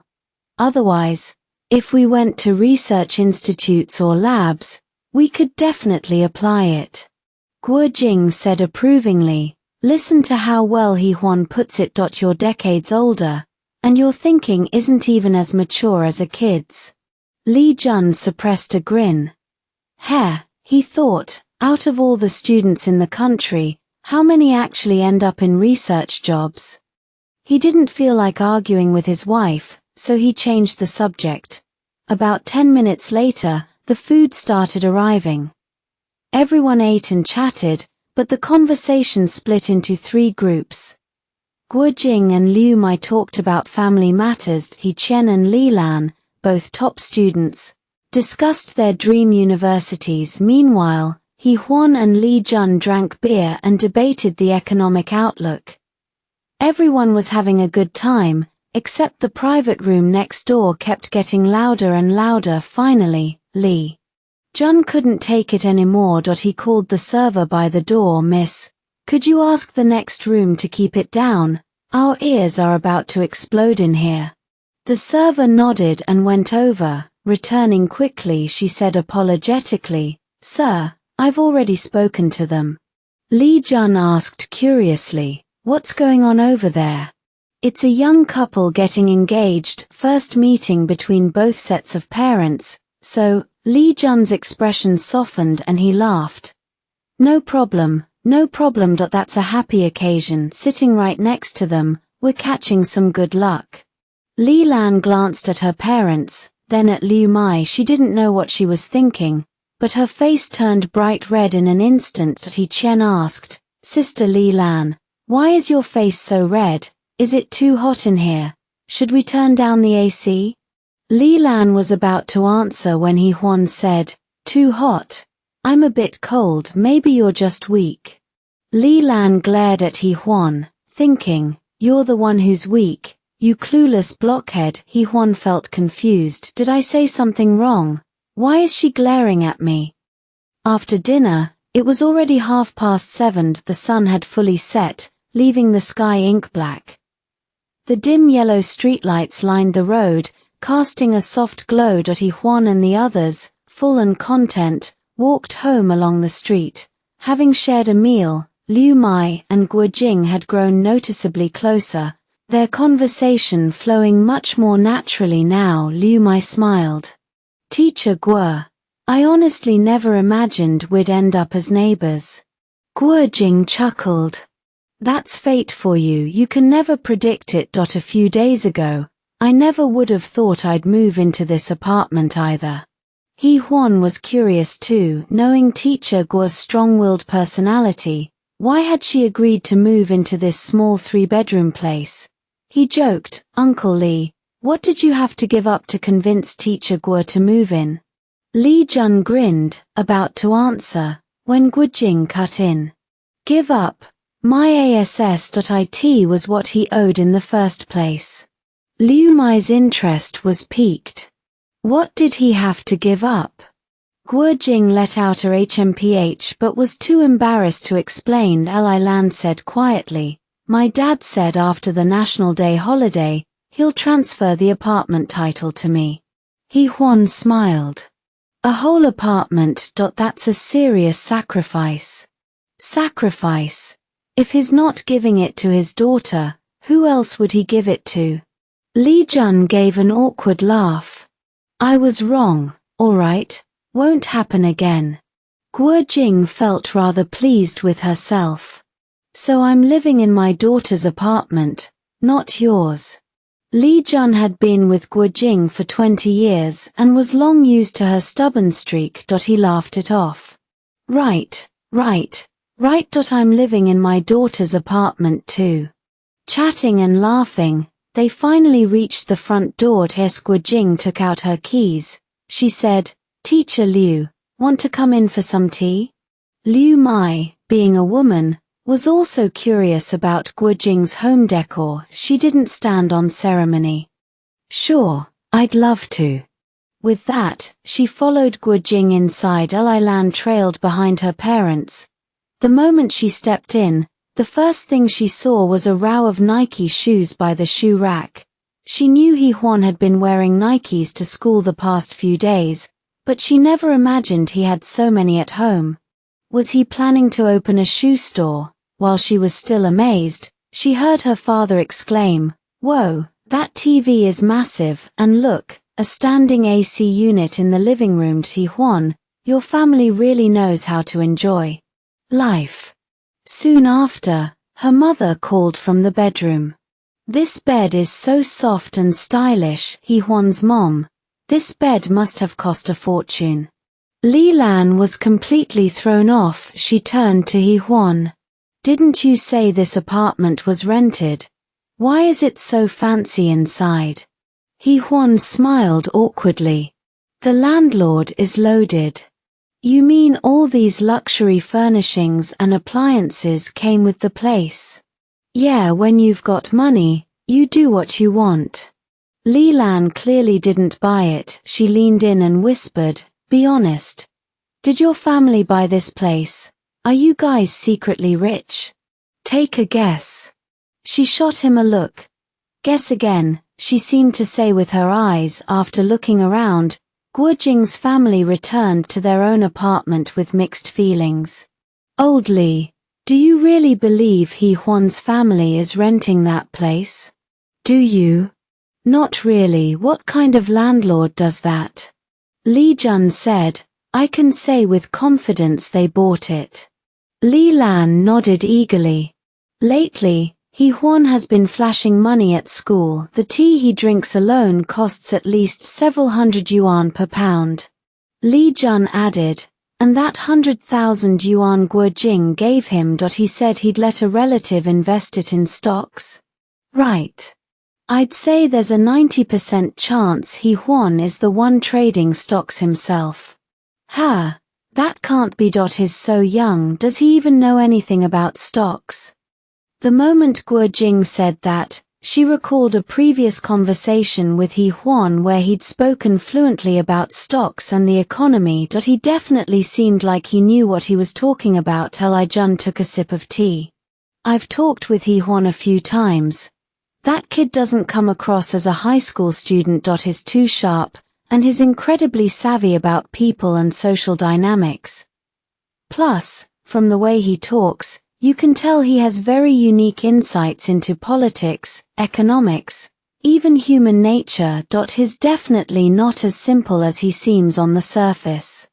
Guo Jing nodded. She too had noticed that Huan seemed very different lately. Li Lan asked, Then why does he lie to us? Lie about what? The apartment. And the stocks. It's obviously him doing it, so why won't he admit it? Li Jun smiled. Even ordinary people know not to flaunt their wealth. A widow raising a child alone, if others found out their real financial situation, plenty of people around them might get the wrong idea. It's a form of self-protection.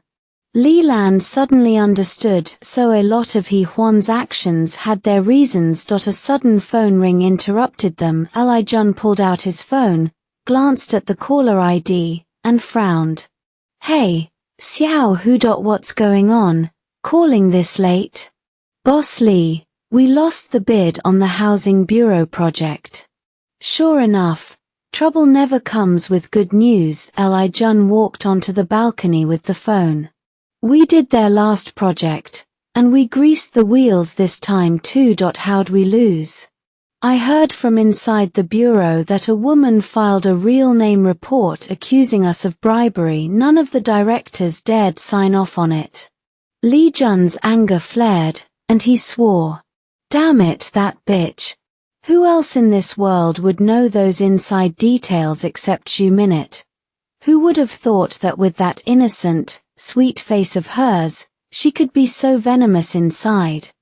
Guo Jing walked over from across the room. Old Li, are you okay? Li Jun suppressed his rage and spoke into the phone. All right, I got it. Enjoy the holiday. I'll figure something out. After hanging up, he forced a smile at Guo Jing. Nothing serious. You and Lan Lan get some rest. Guo Jing knew he was putting on a brave face, but she couldn't help with his business problems. Okay, you get some rest too. Li Jun felt a warmth spread in his chest. It had been a while since Guo Jing had said anything that considerate. The next day was National Day. Li Lan slept in and didn't drag herself out of bed until 8:30. On the kitchen table sat a small note. Li Lan picked it up. It was from her mom, explaining that her dad had stepped out on some errand and she had gone to play mahjong with friends. Li Lan was on her own for breakfast and lunch. Next to the note were 20 quiet. Li Lan didn't know whether to laugh or cry. Her mother, the teacher, couldn't resist the habit. The one day she had off, and first thing in the morning she was already rushing out to a mahjong table. After washing up, Li Lan grabbed the 20 and headed out. She actually had over 200 more on her, all secretly given by Li Jun, but who would say no to extra cash? If her mom was offering, she might as well take it. Just as Li Lan stepped into a breakfast shop, she spotted Huan and his sister sitting across from each other at a small table. In front of each of them sat a bowl of beef rice noodles, and between them was a basket of soup dumplings, clearly meant to share. Was this how a single-parent family ate breakfast? Beef rice noodles at 12 kwai a bowl, and they each had their own. Even Li Lan couldn't bring herself to spend that, but then she remembered what her dad had said last night, and it all started to seem normal. They lived without a care, but you couldn't ask about it. If you did, the answer was always the same 2 words, no money. Or else it was rented, found, or given by somebody else. He Chen noticed Li Lan too. She paused her chopsticks and said, Morning, Sister Li Lan, did you order yet? Oh, I'm just having a bowl of hot dry noodles. Come on. Let my brother treat you to the beef rice noodles. Using my money to score some goodwill. Huan looked up at Chen. You have money yourself. Why don't you treat her? I've got to save mine. Besides, when we eat out, the guy always pays. Everyone knows that. Hair. You're such a blockhead. Hair. Hair what? Go hair yourself. Huan stared at Chen, stunned. She was so vicious she'd even insult herself. Listening to the siblings bicker, Li Lan felt awkward. She ordered a bowl of hot dry noodles and a bowl of egg rice wine. Just as she was about to pay, a 10 yuan bill was already being held out toward the owner. She hurried to say, Chen, I have my own money. Don't worry about it. I'm treating you this meal. Let this penny pincher see what real generosity looks like. We're talking a few kwai's worth of food generosity. My foot. He Huan rolled his eyes, pretended he hadn't heard a thing, and went on slurping his noodles. When Huan gave her no reaction, Chen felt like she'd thrown a full-force punch into empty air. Deciding to ignore him, she turned to Li Lan and said, "Is that all you're eating? Want to add something else?" "No, this is plenty, thank you." "Don't mention it. Your dad treated us to dinner last night. It's only fair." Li Lan carried her hot dry noodles and egg rice wine over and sat down next to Chen. The two girls were like long-lost sisters, completely at ease. "Lan Jie, after we finish eating, let's go shopping." Yesterday it was Sister Li Lan. Today it's Lan Jie. In a few days, would it just be Jie, and a few days after that? Well, that was getting a bit ahead of things. Huan snapped back to the moment and said to Chen, "Are you forgetting what we need to do today? I know. We'll go in the afternoon. I end the morning. Lan Jie and I are going shopping. Lan Jie, you in?" Li Lan was tempted. She had nothing to do at home by herself anyway. "Sure. It's National Day. A lot of stores are having sales. I'll pick up a couple of things too."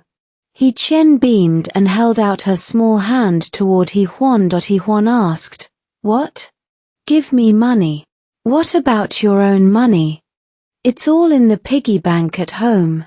"Seriously. You're just bleeding me dry so you can keep saving your own, aren't you?" Huan pulled 5 red 100 yuan bills from his wallet, thought for a moment, then added 3 more. "Enough?" Chen giggled. Enough thanks, bro." Standing to the side, Li Lan steamed. "Your sister asks you to treat her to a 5 yuan breakfast and you turn stingy. Your sister says she wants to go shopping and you hand over 800, still worried it might not be enough." After tucking the money away, Chen said, "Bro, you want to come shopping with us?" Huan shook his head like a rattle. "No way, you two go. I've got my own stuff to do." Chen had only asked out of formality. If Huan had actually agreed, she would have been annoyed. Every time they went shopping together, he started complaining after 2 or 3 stores. After breakfast, the 2 little sisters trotted off to the roadside to catch a bus to the pedestrian street. Once they were gone, Huan hailed a taxi by himself and headed for the construction site in the east part of town. That area was still pretty desolate, but with the city expanding and matching elementary, middle, and high schools being built, it wouldn't be long before this whole district became the main residential zone of Dazi County. Huan walked up to the construction site gate and found it firmly shut. Inside it was quiet, no sound of machinery at all. Looked like they were off for National Day. The workers were all resting. Huan pressed his eye against the gap in the gate, trying to get a look inside. Before he could make out anything, a sharp shout came from behind. "Hey, what are you doing?" Huan turned to see an old man in his 60s who had appeared out of nowhere. "Uncle, can I go in and take a look?" "What's there to look at? This is a construction site. See the sign? It says unauthorized personnel keep out." Huan felt a flash of irritation. Was he really considered unauthorized personnel? Originally, he'd planned to let Han Chi rest on National Day, but if he didn't bother him now, he couldn't even get past the security guard. He pulled out his phone to call Han Chi. But just then the phone rang. It was his future father-in-law. "Hello, Brother Tang, have any work orders for me?" "What work orders would I have? Where are you now?" "Dazi County, of course." "I know you're in Dazi. Where exactly?" Suspicious, Huan asked. "Didn't you go back to Jiangcheng? What do you need me for?" "I brought the whole family to Dazi for the day. Just arrived. After I told them your story, they all wanted to meet you." Huan blurted out, "Tang Yuanyuan came too?" "She's in the back seat." "Hey, you even remember my youngest daughter's name?" "No kidding. She's my future wife. How could I forget? And Tang Cici?" You remember my eldest daughter's name too? I'm young, got a good memory, happy now? Tang Shengji chuckled through the phone. All four of us are here. The future mother-in-law too. What's this about, trying to lock me in as a son-in-law again? But Tang Yuan is only 7. Just thinking about it makes me feel guilty. And Tang Cici, forget it. I can't handle that temper. I'd be better off marrying the class beauty. Huan knew there was no getting out of it today. He sighed and said, I'm at the east construction site gate. The site's closed today. What are you doing there? It's the only time I have, just came to take a look. Alright. I'll be there soon. After Huan hung up, the old man asked, curious, kid, who was that on the phone? Tang Shengji. The old man didn't buy it. He snorted. A little squirt like you knows our boss Tang. You don't even try to make your lies sound real. Huan chuckled and let it go. Old man, are you the only one watching the construction site gate? Yeah, why? This place is huge. Can you really keep an eye on all of it by yourself? Why wouldn't I be able to? I've been watching gates since I was 30. Factory gates, company gates, residential gates, even government gates when I'm on duty, not a single needle or thread ever goes missing. So he was a professional gatekeeper. That was quite the resume. Old man, what did you do before you turned 30? The old man's eyes grew distant. Before 30, I was a goalkeeper. Huan's eyebrows shot up. You played soccer? Yeah, not many people in China played ball back then. So how'd you go from goalkeeper to watching a gate? Because in one match, I let in 10 goals. 10 goals and the coach didn't pull you out. That's why I didn't play the second half. The smile froze on Huan's face. Letting in 10 goals in half a game, you deserved a lifetime of gate duty. While they were chatting, a Range Rover pulled up to the curb. The old man got more excited than Huan. He hurried over and unlocked the construction site gate with his keys. Just as Huan expected Tang Shengji to drive through, all 4 doors of the Range Rover swung open at once, and the entire Tang family of 4 stepped out. Tang Shengji led the way, his wife at his side. She was barely past 40, right at the peak of her charm. With her striking looks and natural grace, she immediately drew attention like the moon surrounded by stars. Behind them came 2 girls, one older, one younger. The older one already matched her mother's height and shared her features, but she wore a stony expression, like the whole world owed her money. The younger one barely reached her mother's waist, but her bright eyes sparkled, her teeth gleamed, and she radiated charm. She was clearly a beauty in the making. This was Huan's first time seeing his future wife as a little girl, so he couldn't help sneaking a couple extra glances. While the old man stood there baffled, Tang Shengji walked over to Huan. Brother you really are hardworking. First day of break and you're already checking out the construction site. Hardly an inspection. I just wanted to look around and get a feel for the place. Huan turned to Qin Hongmian with a grin. Brother Tang, this gorgeous lady must be your wife. She looks so young.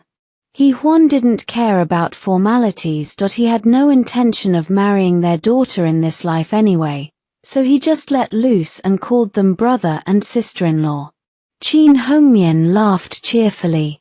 I'm already past 40, no longer a young girl. Not at all. You look barely 20. Brother Tang is a lucky man. A bright-eyed girl stepped forward, sneering. That's rude. My mom is over 20 years older than you. You should call her auntie, not sister.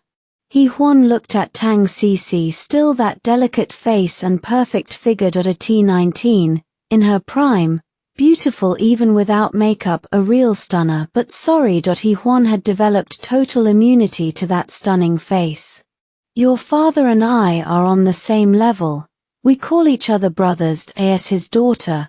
Shouldn't you be calling me uncle?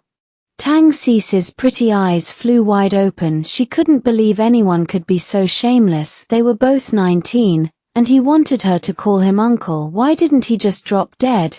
Huan watched her choke on his words, secretly amused. Trying to intimidate me from the start. My verbal sparring's not half bad either. Tang Shengji found the whole thing headache-inducing. He had brought his eldest daughter here to build a good relationship with Huan, and already they were at each other's throats. He stepped in to smooth things over. Let's drop the uncle and auntie stuff. Everyone can address each other however they like. Cece, you're a few months younger than Huan, so just call him brother. Tang Cece snorted, defiant. That con artist. I don't want anything to do with him. Tang Shengji was both angry and embarrassed. He genuinely wanted Huan as his son-in-law. On the way here, he had told his eldest daughter over and over to drop the spoiled princess attitude and make a good impression, but she had completely ignored him with that "I'll bite anyone who looks at me" attitude. Forget Huan, even an ordinary guy would be terrified. Tang Shengji's face darkened. He scolded her. Cece, what nonsense are you talking? This is Huan's first time meeting you. How is he? A con artist. Of course he is. Tang Cece looked Huan up and down. Dad says you invested 500,000. Is that true? You think I'm scamming your dad? I think you and Dad are in cahoots, trying to fool me. Do you really think I'm stupid? How could a high school student come up with 500,000? Huan and Tang Shengji exchanged glances, each seeing the helplessness in the other's eyes. Tang Shengji spoke earnestly. Why would I lie to you? He invested 500,000. It's true. I don't believe it. Unless he transfers me 100,000 right now to prove it. Believe it or not, I end the last life. You owed me tens of millions and never paid back. Now in this life, the first thing you do is ask for 100 grand. What did I do in a past life to deserve this? Huan couldn't be bothered with her anymore. He turned to the little girl beside Qin Hongmian. Yuan, be good, let your big brother hold you. Tang Cece was furious. The jerk was flat out ignoring her. She stepped in front of Huan and snapped, Who do you think you are, trying to hold my sister? The little girl popped out from behind Tang Cece, stretched out her arms, and called out, Brother, hold me. Huan hadn't expected his future wife to be so close to him on their first meeting. He scooped her up at once and said brightly, Yuan, why are you so cute? Tang Cece grabbed the little girl's ear from behind and scolded her. Yuan, haven't Mom and Dad told you 1,000 times not to go off with strangers? Tang Yuan's voice went all teary. But on the way here, Mom and Dad said big brother Huan is going to be family someday. Huan froze. Tang Cece blushed deep red. Tang Shengji and Qin Hongmian exchanged awkward smiles. Damned it, I thought they just came by to visit, but they've got ulterior motives. If I end up as your son-in-law in this life, I'll take your last name.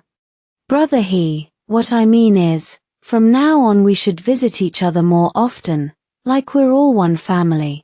That's right. Qin Hongmian chimed in. Huan, is your mother home? I brought her a cashmere coat from overseas. It'll keep her nice and warm once the temperature drops. Give me a break. Did she think he'd fall for the same trick twice? Huan kept his smile tight. My mom's at work. She doesn't get off even on National Day.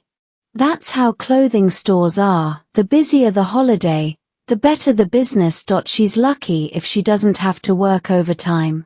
Oh, I see. Then I'll give it to her in person this evening. Then I'll thank you on behalf of my mom, sister-in-law. Tang Shengji spoke up. Brother this is your first time at the Guanlan mansion site. Come, let me give you a tour. Huan had wanted to see it earlier, but now his interest had faded. Still, since he was here, he might as well take a look. Qin Hongmian lifted Tang Yuanyuan from Huan's arms and said, "You two go ahead, the site's a mess but I'm afraid Yuanyuan will wander off and fall. I'll wait out here with her." Tang Sisi added, "I'll wait outside too." Qin Hongmian shot her a look. "This is all your father's project. Go in and study it. Why are you always hanging around me?" Tang Sisi pouted but trailed after Huan reluctantly. When Huan passed the old security guard at the gate, the man's face flushed red with embarrassment. "Sorry, young boss, that I didn't recognize." Huan wasn't going to hold it against an old watchman. He said flatly, "It's fine. Just make sure the gate stays secured. No outsiders."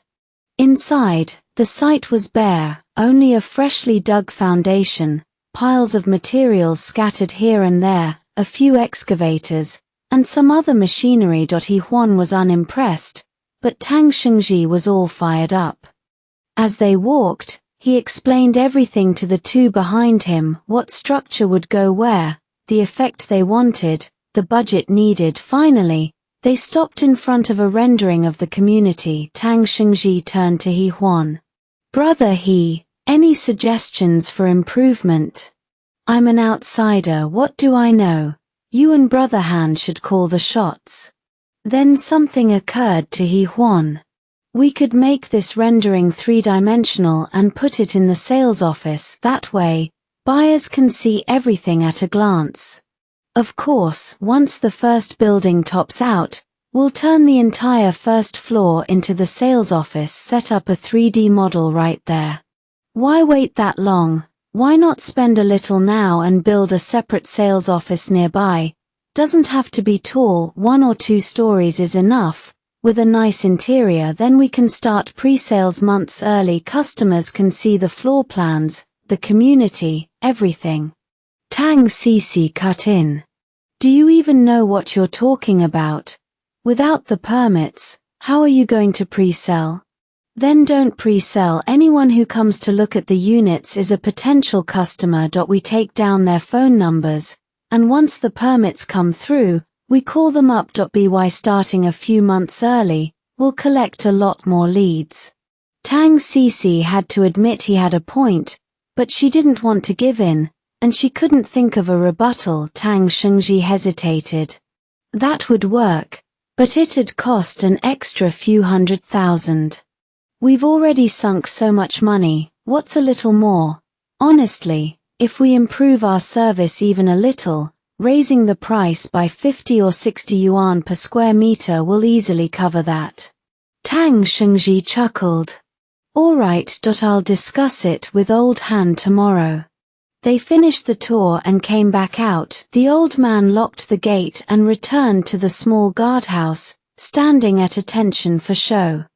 Huan asked, "Brother Tang, a site this big, how can one old man keep an eye on everything? Usually there are 4 or 5. But it's National Day, so the others got the day off. He's the only one here." Tang Sisi snorted. "There's nothing in there worth stealing anyway." Huan thought about it. She was right. Except for a few excavators, there was nothing valuable. It wasn't like a thief would drive off with a digger. Qin Hongmian led Tang Yuanyuan out of the car and came over. "Are you done looking? Where to next?" Everyone's eyes turned to Huan. Holy crap, what did that mean? Were they going to follow him everywhere? He was genuinely worried this family would latch onto him again. He quickly said, "I've been out all morning. I need to go home and do my homework."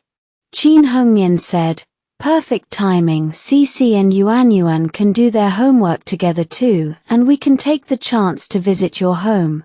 "Are you kidding me? They're like a plaster that won't come off. I go home and you tag along."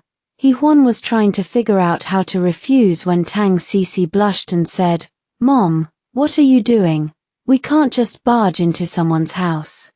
Qin Hongmian realized it was a bit inappropriate. She changed tack. "Huan, where does your mother work? Let's go see her instead. She can try on the cashmere coat and make sure it fits." I think you're the one who can't wait to meet the in-laws, but Huan glanced at Tang Yuanyuan, and a pang of sadness hit him in his past life. His mother had never met his wife. It wouldn't hurt to take Yuanyuan to see her, even if she was only 7 now. Sure, let's go then. Tang Cici remembered what her parents had said in the car, and her face burned. She snapped, "You guys go if you want. I'm not going." Huan shrugged. Fine by me, find yourself a nice cool spot to wait. What's it to you? Weren't you saying you had to go home and do homework? So go do your homework. Finally, Tang Shengji exploded. If you're not coming, go back to Jiangcheng on your own. A girl with no manners at all, throwing a tantrum at the drop of a hat. You only act tough at home. Once you're out in the real world, nobody's going to put up with you. Tang Cici's tears spilled out instantly. She turned and walked toward the road. Old Tang, why were you so harsh? Qin Hongmian complained as she ran after her. Tang Shengji regretted it too. She was his precious daughter. If something happened to her, it would be a real problem. Suddenly, with a loud slam, Tang Cici yanked open the door of the Range Rover and climbed inside. She shouted out the window, "What are you all staring at? If we're going, let's get moving." Everyone stood there, dumbfounded. Although Dazi County was just a small 4th-tier county, it had a population of over 900,000 on National Day. It seemed like the whole city turned out, men, women, young and old, and the pedestrian mall was a sea of people. For a clothing store, the busiest days of the year were always those few holidays. Liu Mai, the store manager, had been running non-stop since morning and hadn't even had a sip of water.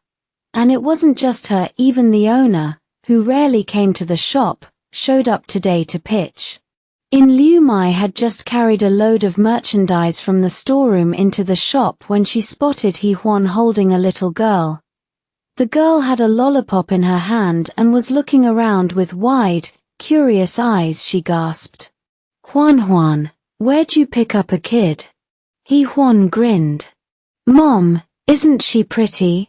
Liu Mai snapped, "You've got time to worry about whether she's pretty. Take her to the police station right now. Her parents must be worried sick." "No need to worry, we're right here," Qin Hongmian said cheerfully. "You must be Huan's mother, Sister Liu." Only then did Liu Mai notice the 3 people standing beside Huan. She asked, puzzled, "And you are?" "We're Huan's friends. This is my husband, my older daughter, and the little one Huan's holding is our youngest." Even after the introduction, Liu Mai remained completely confused. Huan smiled. "Manager Tang here is like Manager Han I met in Peach Blossom Town. They're both partners at the construction site east of the city." Liu Mai finally understood. Huan, really, your friends come to visit and you don't tell me? I haven't prepared anything." Tang Shengji smiled. "We just decided to drop by on a whim. We didn't realize you'd be so swamped." "Can't be helped. It's like this every National Day." Tang Yuanyuan called out in a clear, bright voice, "Hello, Auntie, I'm Tang Yuanyuan." Liu Mai patted the girl's head fondly.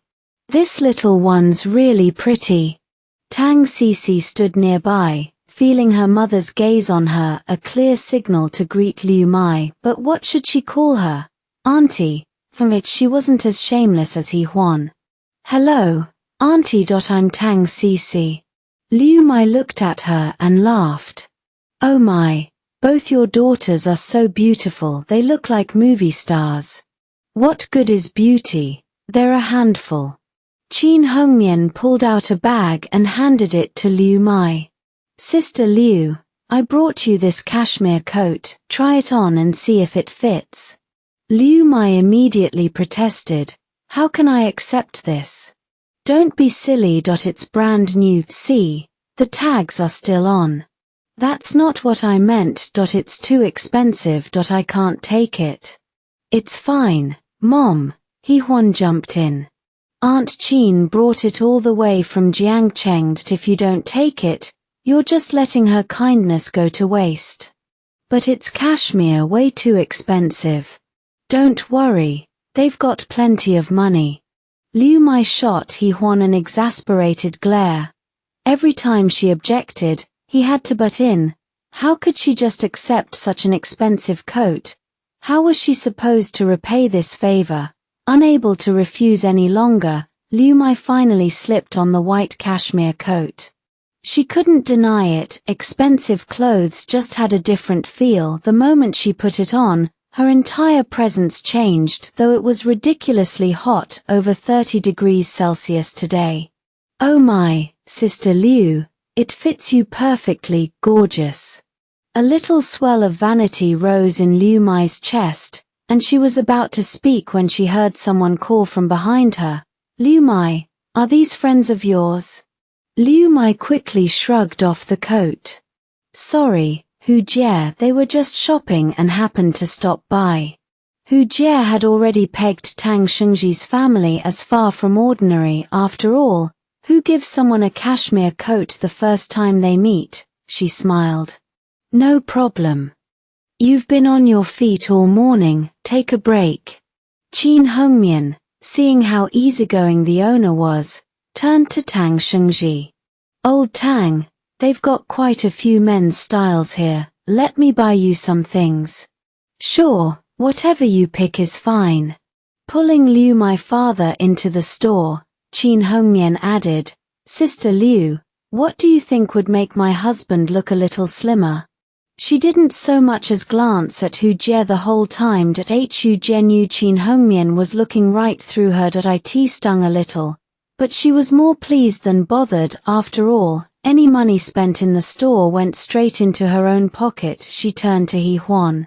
So, you're Liu Mai's son? Huan couldn't afford to ignore this boss the way Qin Hongmian had. His mom worked here and was well looked after. Not only did she get a good salary, but the owner let her leave early every day just so she could cook dinner for him and Qian. Yes, Hu Jie, if you need any heavy lifting, just put me to work. Hu Jie gave a knowing smile. I don't need a kid like you for that. Go find somewhere to sit. After she walked off, Huan handed the little girl to Tang Shengji and started doing some simple tasks, rehanging clothes customers had tried on, hauling stock from the back.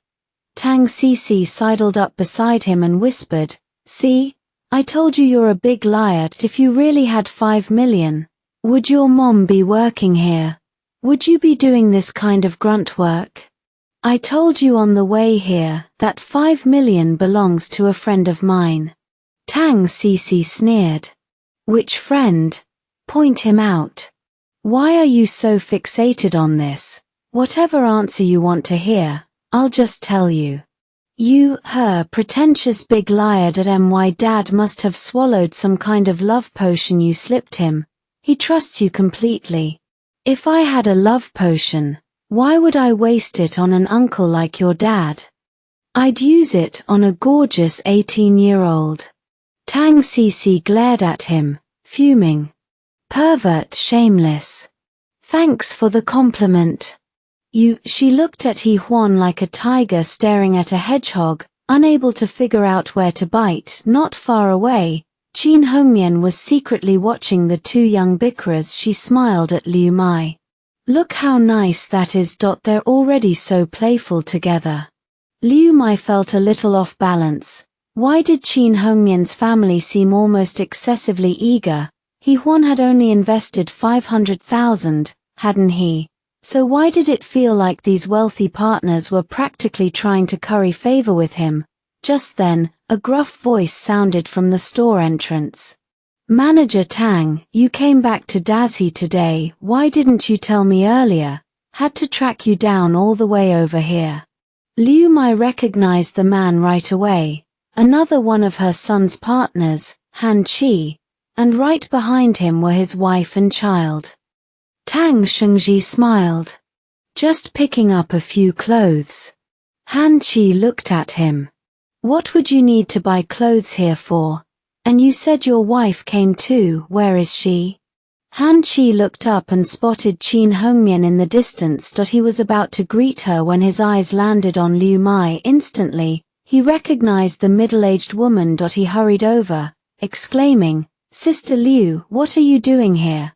Where's Huan?" Huan appeared from behind Han Chi. "Brother Han, I'm right here." Han Chi blinked. "What's so special about this store? How'd all of you end up shopping here together?" Qin Hongmian laughed. "You didn't know, they've got a promotion, 10% off the second item, 20% off the third." "What kind of reason was that?" "It was National Day. Nearly every clothing store was running similar deals." Qin Hongmian then called out to Su Shan, who was behind Han Chi. "Sister-in-law, it's about to get cold. Aren't you going to buy your old man some new clothes?"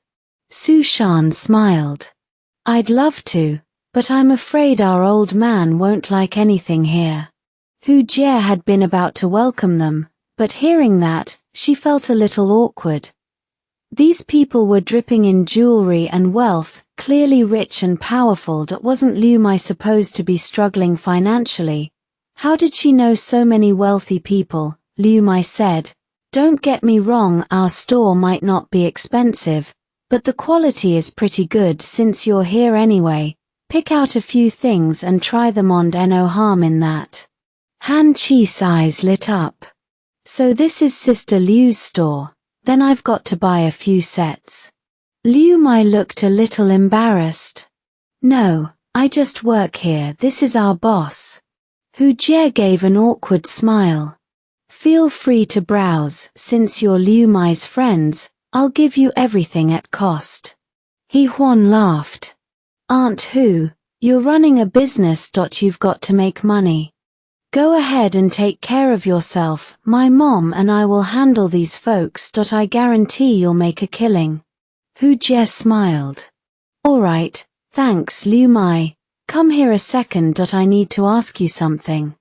Everyone knew what she wanted to ask, just who these people were. There was nothing to hide, so they let her go. Once the two women were out of earshot, Han Chi asked curiously, "Brother He, why don't you just open a store for your mom?" "I've asked her, she won't do it. Too much hassle, and she's scared of losing money." Han Chi laughed. "With your kind of money, what's there to lose?" Huan gave a helpless smile.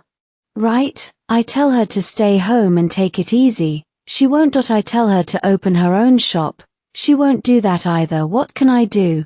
Like the old saying goes, respect and obey your parents. Anyway, our family doesn't count on her income. She can do whatever she wants, as long as she's safe and happy." His words moved everyone. Huan was only 19, but his filial devotion was rare. Han Chi glanced at his own son and felt another wave of frustration. Both were sons, this one capable and thoughtful, while his own comparisons were painful. He grabbed Han Bin and yanked him forward. "You hear that? If you had half his maturity, your mother and I would be over the moon." Han Bin was long used to being the cautionary tale. Without blushing or flinching, he said, "Dad, I got it. I'll learn from Brother He from now on." Qin Hongmian turned to Tang Cici. "You should learn from Huan too. Stop giving your father and me grief every day."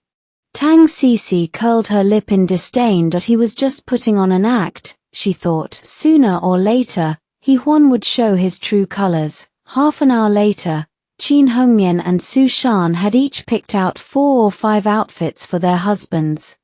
The sets cost around 100 or 200 yuan each, fine for regular folks, but a little shabby for them. Still, they didn't mind.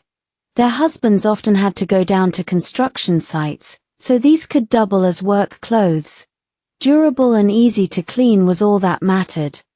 After paying, Su Shan said, "Sister-in-law, got any plans this afternoon?" "Not really, just wandering around." "What's there to see in Dazhi County? Come on, I'll round up a couple more players and we'll play mahjong." Qin Hongmian was tempted. On a beautiful afternoon like this, Not playing mahjong would be a waste. She looked at Tang Shengji, who said, "Why are you looking at me? Go if you want." Su Shan laughed and turned to Liu Mai. "Sister Liu, do you play mahjong? Come join us this afternoon and keep Sister Qin company." "How could I? I have work this afternoon, and I don't know how to play anyway." Su Shan said, "You can learn, ask for the afternoon off. We'll have some fun with Sister Qin." Hu Jie, having already learned from Liu Mai that these people were big-shot real estate developers, quickly chimed in. "Liu Mai, since your friends are here, I'll approve your afternoon off." Liu Mai still resisted, as Yu Shan and Qin Hongmian were wealthy. Whatever stakes they played for would be high. Even though her situation had improved, her deep-seated reluctance to spend money remained. Huan seemed to read her mind. He smiled. "Mom, I'll give you the money. Go have fun. If you lose, it's on me." Liu Mai shot him a glare. "Your money, my money, what's the difference?" She turned to Su Shan, embarrassed. "The store is busy today. If I'm working, I should earn my pay, and I honestly can't play mahjong. Maybe you should find someone else." Su Shan's face fell, but pushing further would be too much. "Alright, how about we at least have lunch and dinner together? I can't get away at noon. Let Huan eat with you. In the evening, I'll treat everyone to dinner." Everyone looked at Huan, hoping he'd convince her. He just spread his hands. "Let my mom do what she wants." They had no choice but to agree. Suddenly Liu Mai said, "Oh, Huan, where's Qian? Bring her to lunch." She went shopping with Li Lan. Huan glanced at his watch. It was already 11:30. What's wrong with her? She still doesn't know when to come back. Just then, two teenage girls walked into the store, one after the other, each carrying a few shopping bags. "Mom, call my brother. I'm starving." Huan's face darkened. "Who do you think I am?" "Oh, you're here. No kidding, come on, we're all going to eat together." Qian finally noticed the group standing around Huan. She recognized Han Qi and his family, but the others were strangers. Tang Shengji chuckled. "Brother this is your little sister. She's really pretty." "Ah, don't even get me started. She's always hitting me up for money." Huan said it with a smile, though. "Qian, you already met Uncle Han and Aunt Su last time. These two are Uncle Tang and Aunt Qin. Say hello." Qian knew these people had to be her brother's business associates. Their clothes and the way they carried themselves made it obvious they were well off. She greeted each of them in turn. At the end, she looked at Tang Cici and thought how gorgeous this older sister was, like a celebrity. But since her brother hadn't introduced her, she didn't feel right guessing a name. She just nodded as a greeting. Li Lan was staring at Tang Cici as the class beauty. She had always been confident in her figure and her face, but looking at Tang Cici now, she felt completely outmatched. "Brother I remember this young lady is your classmate, right? How'd she end up shopping with your sister?" Huan remembered that a few days ago, Li Lan had gone to Qianfu tea house to exchange tea leaves and had briefly met Tang Shengji and Han Qi. "She happens to live right across from me. My sister dragged her out shopping early this morning." Tang Shengji and Qin Hongmian both tensed up. They genuinely had high hopes for Huan as a match, which was why they had talked Tang Cici into coming all the way from Jiangcheng just to get the two of them to meet and build a connection. But now, out of nowhere, this girl had appeared, pretty, lived across from Huan, and his classmate on top of that. She had every advantage: time, place, and proximity. If there was already something going on between them, where did that leave their daughter? Huan caught the look on Tang Shengji and his wife's faces. At first, he was confused. Then it clicked. He cursed inwardly. That old bastard still won't give up. Tang Cece's fiery temper, what man could put up with that? He'd been nothing but sincere with them, and this was how they repaid him. Yuan would be nice, but she was too young right now. He couldn't wait that long in this life. No, the old man was never going to be his father-in-law. Huan glanced at Li Lan and felt a headache coming on. Now he really had crap on both hands. Li Lan, you want to come eat lunch with us? Li Lan wanted to refuse. Having so many strangers around was awkward, but before she could get a word out, He Chen jumped in. Sister Lan's family isn't home. Of course she's coming with us. Liu Mai chimed in too. Huan, bring your classmate along to eat. When Tang Shengji and Qin Hongmian saw how familiar Huan's family was with Li Lan, their hearts sank even further. All through lunch, Han Chi felt like something was off. It seemed like everyone except his own family of 3 had something weighing on their minds. Strange. Before they got here, everyone was chatting and laughing. Now at the table, they'd all turned into mummies. The most uncomfortable person there was Li Lan. She kept sensing the couple across from her, glancing her way every now and then, but whenever she looked back, they'd look away. This was seriously weird. She didn't even know them. What was their deal? Li Lan barely ate a few bites before setting down her chopsticks. He Chen, I'm full. I'm gonna head back. You're full already. There's so much good food on the table. This is all I ever eat. I'm good. He Huan, wanting to needle his future in-laws, deliberately said, Li Lan, my mom said she's treating everyone to dinner tonight. Bring your parents along. Li Lan was caught off guard. Huan had always been cold toward her. It was surprising that he'd take the initiative to invite her whole family. Your circle is eating together. There's no need for my parents to come. It's fine, they can get to know everyone. Besides, your parents treated our family to dinner last night. We should return the favor. As Huan spoke, he stole a glance at the old man and his wife. Sure enough, both of them were grimacing. Huan laughed to himself. How could they even think of pairing him with Tang Cece? They needed to back off now while they still could. Li Lan had no idea she was being used as a prop. She hesitated for a moment, then said, I'll let my parents know. They might not come. Li Lan stood up to leave, and He Chen didn't try to stop her. She had to go with Huan to the 4S dealership that afternoon to look at cars that needed to stay quiet. After Li Lan left, Han Chi joked, Brother He, you and your female classmate have quite the connection. You buy a house and end up right next door. Isn't that what they call being a perfect match? Huan felt a surge of glee. What a perfect assist. Sure enough, Qin Hongmian suddenly set down her chopsticks, her face stiff. I'm done. Eat slowly. Han Chi wasn't stupid. He could tell Qin Hongmian was upset, but why? Had he said something wrong? Su Shan was far sharper than Han Chi when it came to matters between men and women. She shot him a glare, signaling him to shut his mouth, then said, Doors facing doors and windows facing windows counts as a perfect match? It's when both families are on similar financial footing that you call it a perfect match. Honestly, no sense at all, just running your mouth. Qin Hongmian's expression softened considerably at that. Su Shan went on. Besides, it's not like the old days when everything was arranged. Now we believe in free love. You never know how fate will play out until the very end.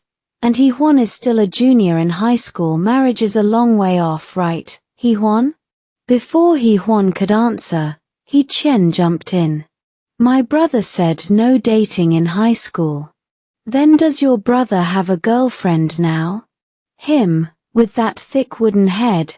Who'd be dumb enough to be his girlfriend?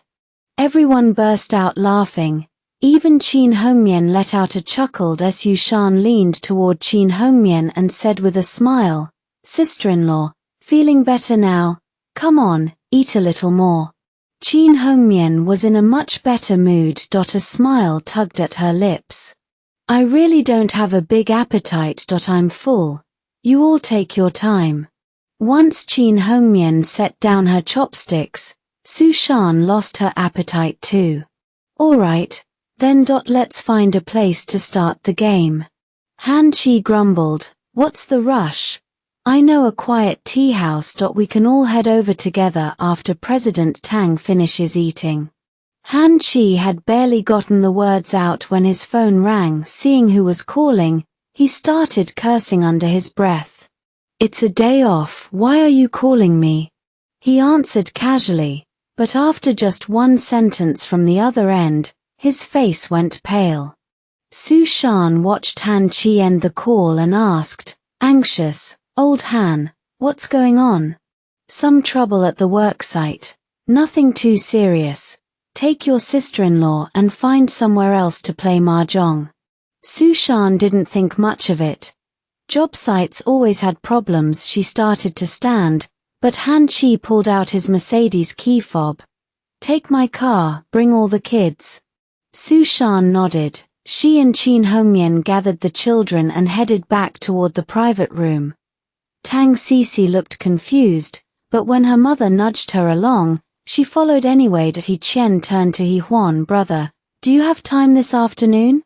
Huan knew something serious had gone down at the worksite, otherwise Han Chi wouldn't be so careful about clearing everyone out. Something came up. We'll go tomorrow, head home for now. Chen agreed, but as she stood to leave, she glanced at the table full of barely touched food and felt a small pang. Huan smiled, if you're still hungry, just get it to go. That made Chen feel like a bottomless pit. Her cheeks flushed, and she scurried out of the room. Huan shut the private room door and turned to Han Chi. Brother Han, what exactly happened at the worksite? Somebody poured gasoline on 3 excavators, burned them to the ground. Tang Shengji cut in. Don't we have an old man watching the gate? How are we only hearing about this now? That old bastard saw a gang of men coming and just ran. A passerby saw the fire and called it in. The news went through a few people before it got to me. Huan didn't even know what to say. The old man had talked himself up like a champion, but he was nothing but a liability. Couldn't guard a goal when he was young. Couldn't guard a gate now that he was old. And if you're going to run, the least you could do is pick up a phone and warn someone. Tang Shengji frowned. This is almost certainly Ku Zhibang's doing. But why wait until today? Not a single move the last few days. Han Chi thought for a moment. I can't figure it out either. When I called him the other day, Ku Zhibang was perfectly polite. So maybe this isn't him? Huan let out a cold laugh. No question. It's Ku Zhibang, 100%. He held back the first few days because he didn't know who Brother Tang really is. Now he's done his homework. He knows. So he's not afraid anymore. Han Chi and Tang Shengji both nodded. Tang Shengji had mostly built real estate around Jiangcheng before. This was his first project in Dazi County. Han Chi looked worried. So what do we do now? We call the police. That's step 1. Han Chi gave a reluctant nod. If Ku Zhibang was bold enough to act this openly, he must have already greased the right palms, top to bottom. Even if the cops arrested some low-level thug, that guy wouldn't have the money to cover the damages. The real problem was, if this happened once, it would happen again, and again. How long could they even keep the site running? 3 excavators this time. What would get destroyed next? The 3 of them sat in heavy silence. Then Han Chi's phone rang again. Hey. Boss Ju, what can I do for you? Just finished lunch with Ku Zhibang. On my way home now. Han Chi, how'd you manage to offend him? He spent the whole meal going on about how arrogant you are, how you don't give him face. Said he's going to teach you a lesson. Han Chi tasted something bitter. Boss Ju, do you honestly think I'd go picking a fight with a man like that? He wants the contract for my East Side worksite. How am I supposed to just hand that over? Ku Zhibang is petty. You'd better find a well-respected middleman and sit down with him. Working together could at least get you something. Butting heads gets you nothing. Let me think about it. Han Chi hung up and pressed his temples with both hands. So what now? Should we negotiate with Ku Zhibang? Negotiation meant handing over part of the project to buy peace. No one knew how big his appetite really was. Tang Shengji stayed silent. In decades of business, he'd never been humiliated like this. He Huan laughed coldly. What's there to negotiate? Give up 5 cities today, 10 tomorrow, and you get 1 quiet night. Then you wake up and look around, and the Qin army is already at your gates. But if we go head to head, Han Chi's phone rang again. He glanced at the caller ID and frowned. It's Niu Ben. Tang Shengji said, "Messenger boy. Let's hear what he's got to say." Han Chi answered, forcing a conciliatory tone. "Hey, President Niu." Before he even finished, Niu Ben's voice cut through, full of scorn. "What president? You're the big shot. Han Chi, if my big brother hadn't made a little noise, you wouldn't even bother picking up my calls, would you?" Han Chi forced a dry laugh. "President Niu, come on, you're joking." "I'm not joking. My big brother gave you a chance before, and you didn't take it, so don't blame him for getting rough. But look, business is about making money in peace. You and that Tang guy show up, kneel down, and apologize to my big brother, and this whole thing is over. Otherwise, he'll make sure your worksite never opens again." The veins on Han Chi's temples pulsed. He barely swallowed a curse. "My brother's giving you 3 hours to think it over. Be at the Jingwan Hotel before 5 p.m., both of you, you and Tang. Otherwise." The line went dead. Niu Ben had hung up. Han Chi dropped his phone on the table. Defeated. He'd had the call on speaker, so Tang Shengji and He Huan had heard every word. The room fell into a strange, crushing silence. After about a minute, He Huan finally broke it. "Seriously, they've already cornered us. And now they want you two to crawl over and kneel. What are you even thinking about right now? How to kneel so Ku Zhibang stays happy?" Tang Shengji and Han Chi both looked furious, about to speak, but He Huan was already on his feet, heading for the door. "Let me be clear. 0.5 million is nothing to my friend. If it's gone, it's gone. But me, I've got a stubborn temper. I don't go looking for trouble. But I'm not afraid of it either. If some asshole wants to mess with me, I'll mess right back. If you two are scared, you've still got time to head to the Jingwan Hotel." He Huan yanked the door open. Standing right there, stunned and frozen, was a pretty girl, his fiery future sister-in-law, Tang Cici. He Huan hadn't expected to find Tang Cici standing outside the door. He had no idea how much of the conversation she'd overheard. It didn't really matter. Her family would find out sooner or later anyway. He was about to step past her when Tang Shengji grabbed his arm and pulled him back into the private room, dragging Tang Cici in with him. The door clicked shut. Tang Cici wanted to explain that she'd only come back for her coat, but none of the 3 men seemed to notice her. She stood there, awkwardly, not sure what to do. Tang Shengji turned to He Huan. "Brother He, it's not that we're scared of Ku Zhibang. We just can't let our anger get the better of us. We need a solid plan." He Huan thought, "You call that scared? You barely made a sound." But this was his father-in-law, cautious, always playing it safe. He Huan smiled coldly. "There's no such thing as a solid plan now. Ke Zhibang already knows we won't hit back. If we let this slide, he'll walk all over us. So what do you suggest? How do we fight him? Guys like him, cops are useless.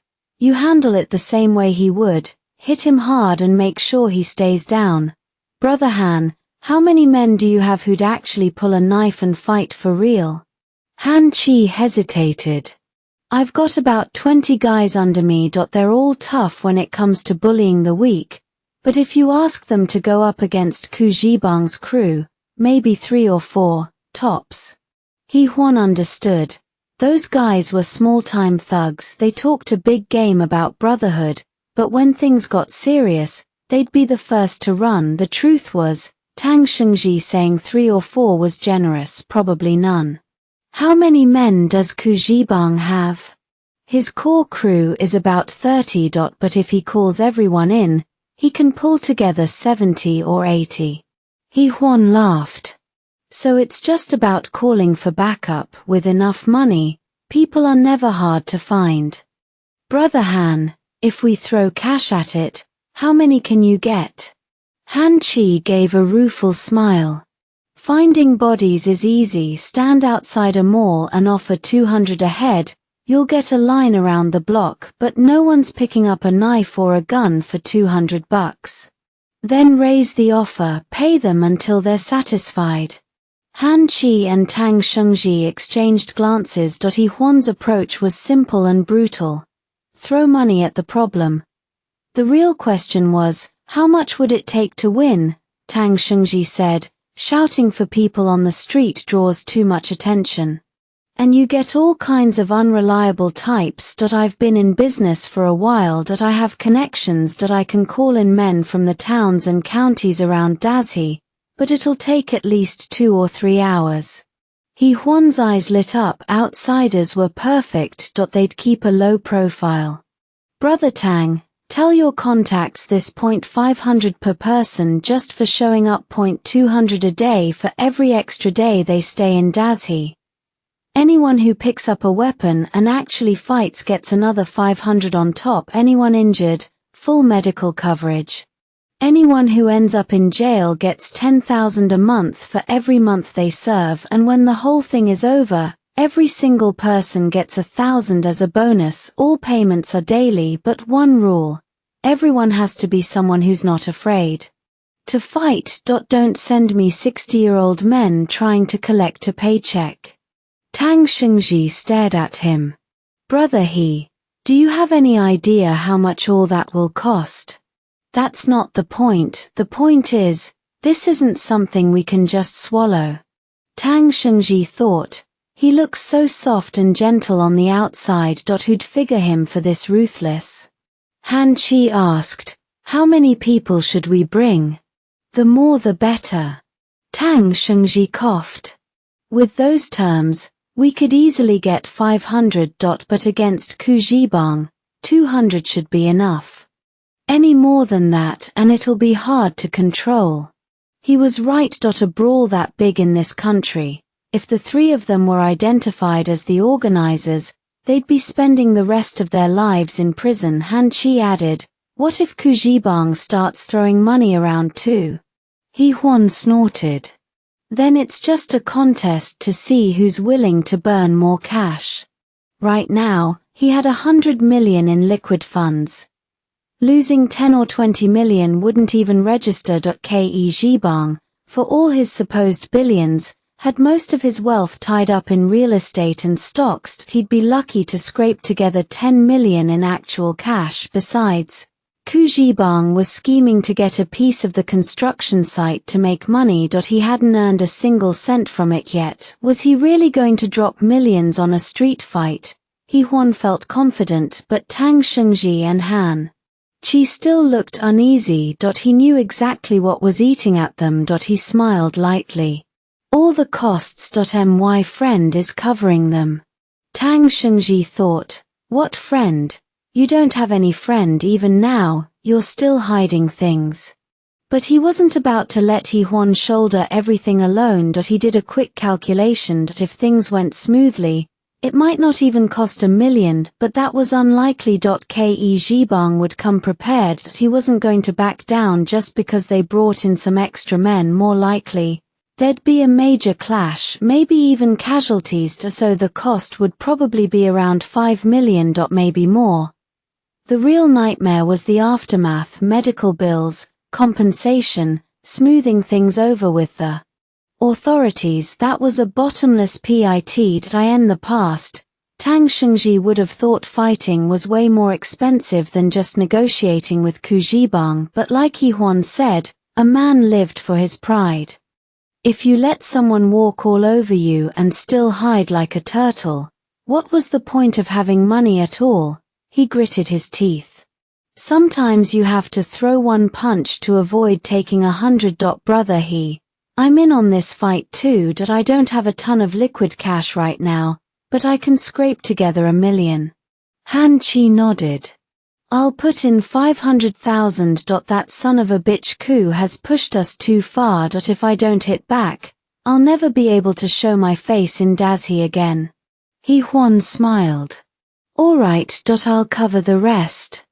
Without wasting another second, Tang Shengji and Han Chi pulled out their phones and started making calls. With rewards that generous, tough guys were easy to find. Both of them had no trouble rounding people up out on the roads leading to Dazhi County. More than a few boxy vans suddenly changed direction and headed that way. Only then did Huan seem to notice Tang Cici again. Oh, right, why did you come back up here? Tang Cici's heart skipped a beat. She could barely look him in the eye. I forgot my coat. I came up to get it. Tang Shengji had just ended a call. Cici, go back to your mother. No, I want to stay with you guys. Why? You don't know what's about to happen. It's not safe for a girl. I'm not scared. A warmth spread through Tang Shengji's chest. Still, she'd be safe enough sticking with them. Alright, stay close and don't wander off. Huan asked. What's the ETA on our people? Quickest, 2 hours. Slowest, maybe 4. The terms we're offering are generous, so a lot of guys want in. I figure we'll have close to 200. I didn't bother calling anyone too far out. Han Chi added, my 20 are ready. They can roll anytime.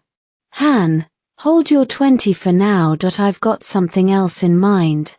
Han Chi blinked, then heard Huan continue. You hit my job site with fire. I hit you back. Fair's fair. Han Chi let out a low chuckle. He liked the way Huan operated. A lot. So, should we head to the site now? What for? Ku Zhibang definitely has eyes on the place. We stay put, let him wander, have a nice rest. Once the main force arrives, then we move. Both Tang Shengji and Han Chi nodded. No point going to the site with empty hands. Tang Cici had been listening quietly. She couldn't hold back any longer. If you guys go in this hard, what if they call the cops? All three burst out laughing. Huan explained, Ku Zhibang styles himself an old-school underworld boss. Is all about that code of honor, his reputation. Him calling the cops, he'd never be able to show his face in day again. The law has its rules, the street has its rules. They don't mix. Tang Cici sort of understood. She studied Huan with open curiosity. How did this guy know so much and still carry this killer edge? Was he really just a high school student? She remembered the things her parents had said on the drive over, and her cheeks flushed pink. Huan really is different. What if... Hey. She jerked her head up, flustered. Dad, what? What are you spacing out for? I called your name 3 times. Tang Cici's blush deepened with embarrassment. Have the staff clear the dishes and bring us a pot of tea. Oh. She hurried out of the private room, flustered. At T5 in the afternoon, the main hall of Jingwan Hotel's ground floor. Ku Zhibang glanced at his watch again, his voice thick with impatience. Han Chi and Tang Shengji still not back at the site? Niu Ben quickly replied, not yet. Only a few junior supervisors are dealing with the cops. Neither of them has shown. A scar-faced man beside him asked, maybe our guys missed them? Scar, we've had 3 men posted at the entrance as bystanders the whole time, and no way all 3 missed them. Then what's their game? They don't come here, they don't go back to the site. Where else can they go? Maybe they're hunting for a big name to mediate. Ku Zhibang nodded, then shook his head. Day County only has so many people with money and connections. I called around. Every one of them said Han Chi hasn't shown up today. Who else could he even get? Niu Ben forced a laugh. You don't think Han got scared and bolted, do you? Ku Zhibang shot him a glare, his tone dripping with disdain. The man was a cop and built his current operation in under 10 years. You think he's a coward? Besides, even if he ran, the job site isn't going anywhere. Nyo Ben's mind latched onto something else. Right, one more thing. Our guys spotted a few out-of-town Wuling minivans near the east side site. When did they show up? No one noticed. Maybe this afternoon, maybe they've been there longer. Scarface scoffed. Just for show. We know exactly what Han Chi is made of, and old Tang's just a rich coward. If they had any real muscle, Han Chi wouldn't have sounded so gutless on that phone call this afternoon. Ku Zhibang agreed with the logic. During Nyo Ben's call earlier, Han Chi had clearly backed down, yet now, his continued absence gnawed at Ku Zhibang, an unease he couldn't shake. Nyo Ben, it's 5 o'clock, call Han Chi again. Let's hear what he has to say. Nyo Ben nodded, pulled out his phone and dialed, switching to speakerphone. The phone rang for a long time before connecting. Nyo Ben launched right in. Han Chi, it's already 5 o'clock, who the hell do you think you are, talking to me like that? Nyo Ben froze. Had Han Chi lost his mind? Since when did he get this moody? Where's your master? Tell him to come talk if he's got something to say. Han Chi hung up before Nyo Ben could respond. Nyo Ben and the others exchanged baffled looks, then turned as one to Ku Zhibang. Ke Zhibang choked down his fury and grabbed his own phone. Let's see what kind of stunt you think you're pulling. He dialed Han Chi's number directly. This time, the call connected almost instantly. Han Chi's voice came through, bright and cheerful. Hey, President K.E.D.T.O. What do I owe the honor? Han Chi, what's your play here? What play? President Ku, I have no idea what you're talking about. Nyo Ben called you this afternoon, didn't he? Oh, you mean that thing about coming to Jingwan Hotel now? No kidding. I've been sitting here waiting for hours. Ah, President Ku, with all due respect, something this important, and you send a dog to deliver the message? I thought the mutt was just yapping nonsense. Nyo Ben's face went beet red. He clenched a fist the size of a small hammer. Scarface leaned in and whispered, Nyo, just wait till I'm gonna carve him up for you. Ku Zhibang ground his teeth. His voice came out sharp and clipped. I'm inviting you now. That enough face for you? Well, hate to say it, but I'm tied up at the moment. Let's wait till it gets dark, then I'll come find you. Han Chi, where the hell are you right now? I'm warning you, don't try any tricks with me. You son of a bitch, who are you calling son in front of? Did your mother not teach you any manners, living all these years? You want to know where I am? Someone will call you soon enough. With that, Han Chi ended the call. Ku Zhibang slammed his palm against the table, his whole body trembling with rage. Scar, rally the men. I want that east side job site leveled. Scarface grinned, excited, and was about to pull out his phone when Nyo Ben cut in. Hold up, Brother Scar. Don't go calling anyone just yet. That Han guy's got some nerve. What are we waiting for? I'll go mess him up right now. Nyo Ben knew Scarface was a hell of a fighter, but not much of a thinker. He turned to Ku Zhibang instead. Brother Ku, everything Han Chi pulled today was way too sketchy. What if it's a trap? Ku Zhibang's anger cooled a notch. Nyo Ben went on, Han Chi used to be in public security. He quit to start his own thing, but he still has strong connections inside. Ku Zhibang frowned. I already greased the palms at the local station and the bureau. They shouldn't be helping him. Hard to say. If Han Chi offered a bigger bribe, walking in there would be like stepping into a trap. They wouldn't dare. Ku Zhibang slammed the table again. Nyo Ben, Go check staffing at the nearby stations and the bureau yourself. It's National Day normally, not many cops are on duty. Got it. Nyo Ben nodded and rushed out. Ke Jibang waited, on edge. It was 6 in the evening when the phone finally rang. He glanced at the caller ID and his frown deepened. One of the minor managers from his mind. He answered, impatient. What? Don't you know I'm busy? Bad news. Boss Ku. A crew just stormed the mine, smashing things, setting fires. A surge of rage shot through Ku Jibang. All these years, he was the one burning and looting. When did anyone dare run wild on his turf? How many?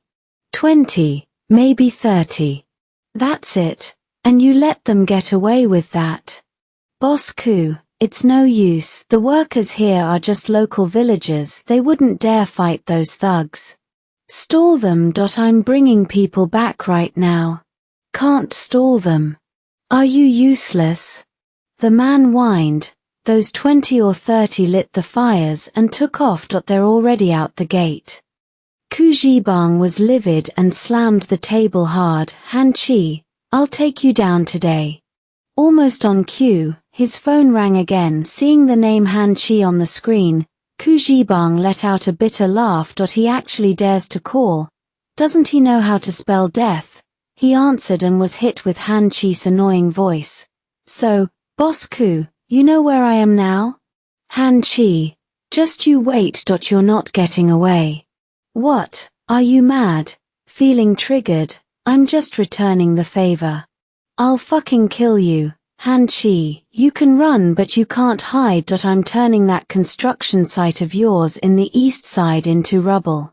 Touch my east side site, and I'll burn your mine to the ground. You want a war? We'll have a war. You think you can go toe-to-toe with me? Han Chi, you're overestimating yourself.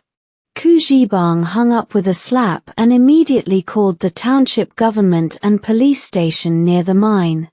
Running around trying to catch Han Chi right now would be a needle in a haystack. He needed the local cops to protect his mine. He'd spent years building relationships in that township, from the local leaders to the police chief. All were tight with him, and no matter how bold Han Chi got, he wouldn't dare torch the place right in front of the cops. Ke Jibang then called Nyo Ben anything unusual at the precincts. Strange. I hit several stations, nothing out of the ordinary. Not many cops on duty. Heading to the bureau now to check. Forget it. Han Chi just led a crew and torched my mine. He wants to settle this gang style, not by calling the cops. Since he's asking for it, I'll give it to him. Grab your men and meet me at the east side construction site. Meanwhile, in a private room at Zhonyu Hotel, Han Chi set down his phone. After that call, there's no way Ku Jibang can hold back now. Tang Shengji chuckled. We've got him running in circles. He's probably already sent people all the way out to the countryside to guard his mine. Huan smiled. Doesn't matter if he sends people back or not. We've got over 200 men here. As soon as Ku Jibang's crew shows up at our site, we swarm them and beat the hell out of them. One solid hit and they'll learn. Come on, let's head over. Tang Cece's eyes lit up. She grabbed a black bag beside her. Tang Shengji frowned. What are you doing? I'm carrying the money for you. What if we lose all this cash? Inside the bag was 1 million yuan in cash Huan had withdrawn. They'd already handed out over 100,000. So more than 800,000 remained. A girl like you, why get involved? Your mom and the others are coming here to eat. You stay. Huh? Tang Cece pouted. Can't I just watch from a distance? No, then why does Huan get to go? Who said I'm going? Huan shrugged. I'm a model student in every way. Why would I join a brawl? What if the school gives me a demerit? Tang Cece looked at him like he'd just told a joke. You, afraid of a demerit? If anyone gets sentenced for this fight, you'd be the #1 criminal. Tang Shengji said. Huan really can't go. Both of you stay here. When your mom gets here for dinner, don't let anything slip. Tang Cici nodded reluctantly. Han Chi took the bag from Tang Cici and opened the door to the private room. The hall outside was packed with people, rough-looking men in their 20s and 30s. Han Chi raised the black bag. The money's ready. After the fight, we split it among you. Now, let's move. The hall erupted with excited shouts. These guys had no steady income, so this was a chance at a major score. Huan said to Han Chi, "Brother Han, we've got everything this time, timing, location, numbers. Don't hold back. We need to cripple Ku Zhibang's operation. If he bounces back, he'll come after us again. Don't worry. I know." Han Chi and Tang Shengji led the whole crew out in a grand procession. The banquet hall suddenly felt empty. A team of waiters hurried in with cleaning supplies. 200 troublemakers weren't exactly tidy guests. The floor was covered in cigarette butts and trash. Huan waved over a waitress. "Miss. Just one word," and she jumped. "Yes, what is it?" Her voice was tight. Huan almost laughed. She probably thought he was a gangster. "Could you clean up this room and bring me a menu? I need to order." The waitress didn't dare stall. She brought the menu right over. Huan picked out over a dozen dishes, handed the menu back, and smiled. "I'm actually an honor student. Don't be scared." The waitress's face was priceless. "You just led 200 thugs into a brawl, and you're an honor student." "Sure." Huan turned to Tang Cici. "Go ahead and call your mom. Tell them to come eat. And whatever your dad's doing, don't mention it. No point worrying them." Tang Cici had a phone, of course. Second generation kid. She called Qin Hongmian. From the other end came the clatter of mahjong tiles.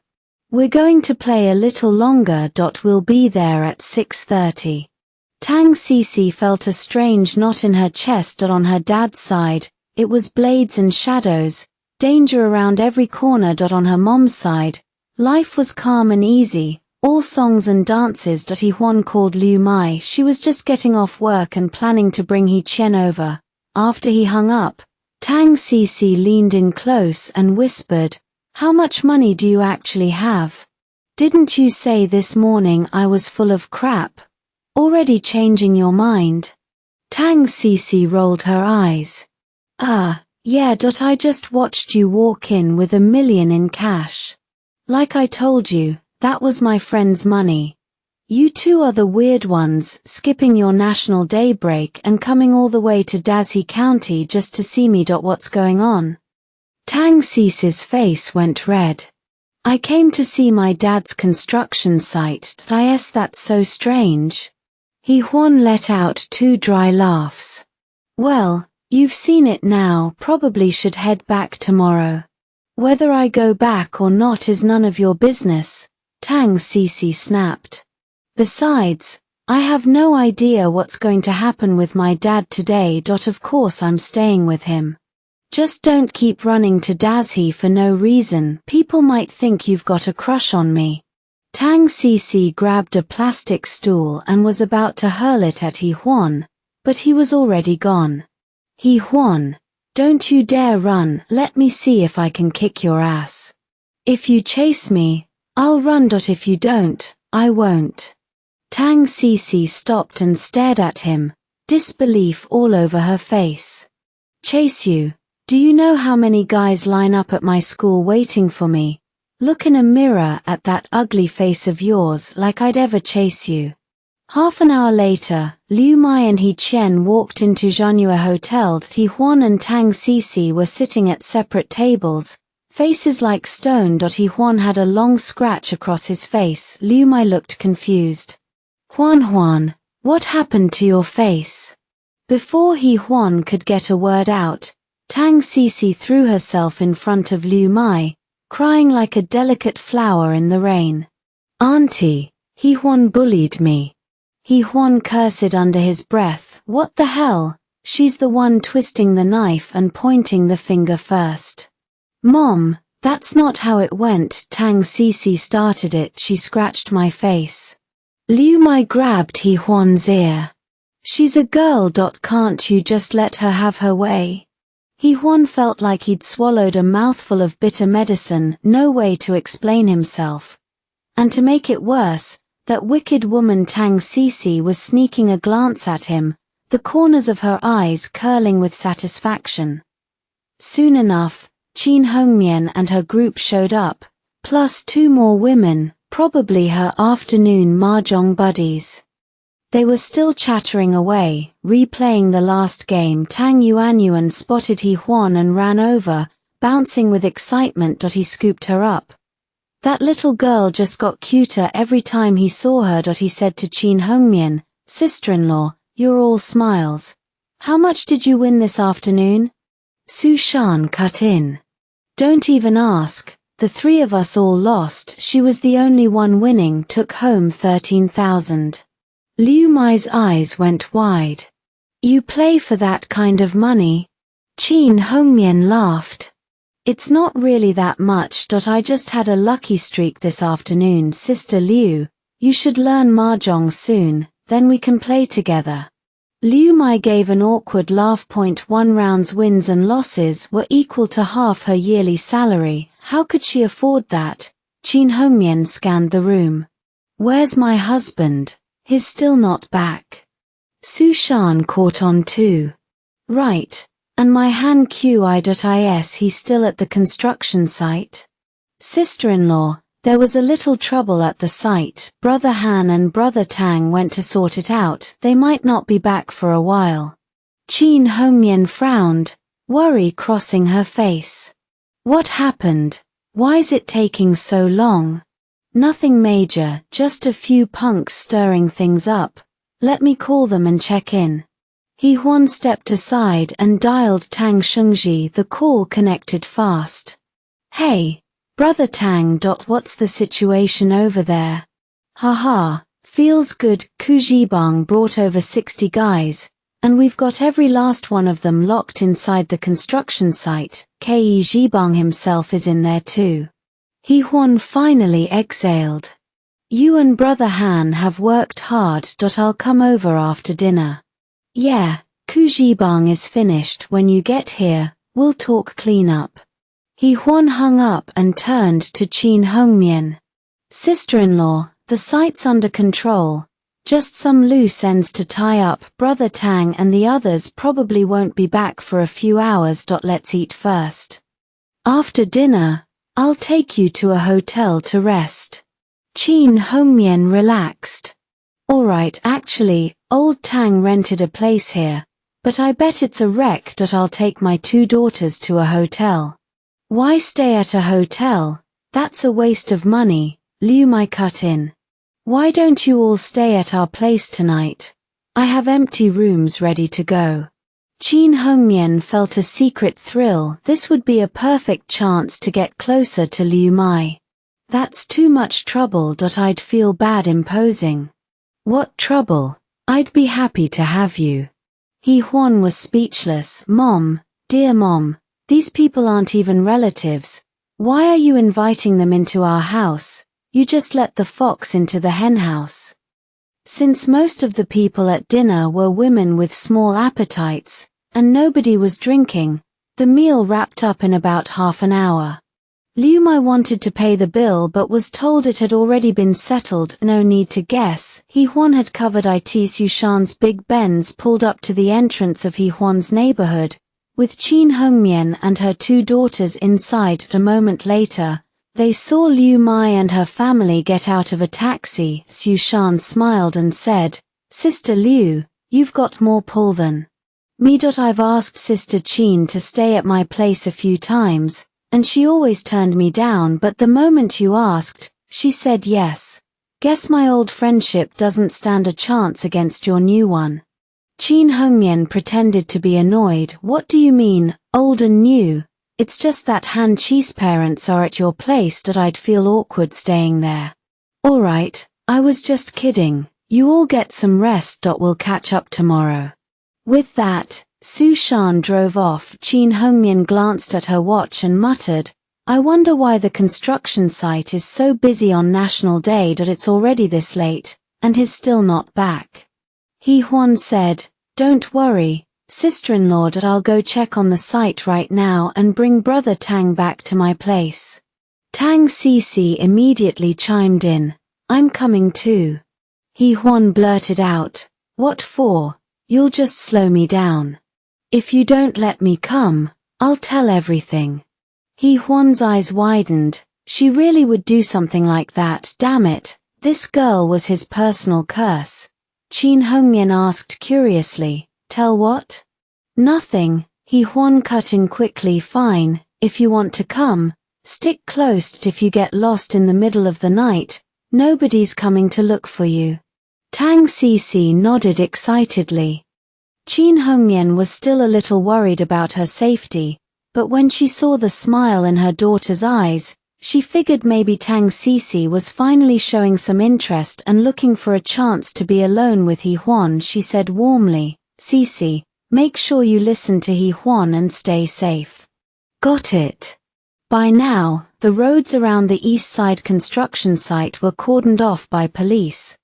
Only ambulances and patrol cars were allowed through, no other vehicles. The taxi driver had never seen anything like it. "What happened here?" he asked, astonished.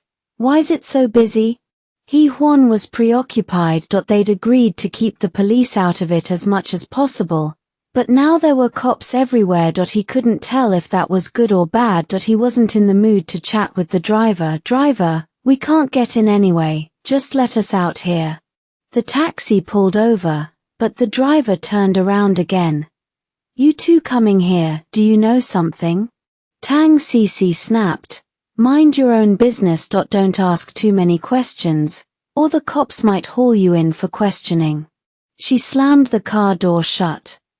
The driver, having been put in his place, hit the gas and drove off. Huan and Tang Cici were stopped at the police line. No matter how much they pleaded, the officer wouldn't let them through. Huan had no choice but to call Tang Shengji. A few minutes later, Tang Shengji came out from behind the line. He frowned when he saw Tang Cici and looked like he wanted to scold her, but he held back. Tang Cici, relieved she'd dodged that bullet, quietly hid behind Huan.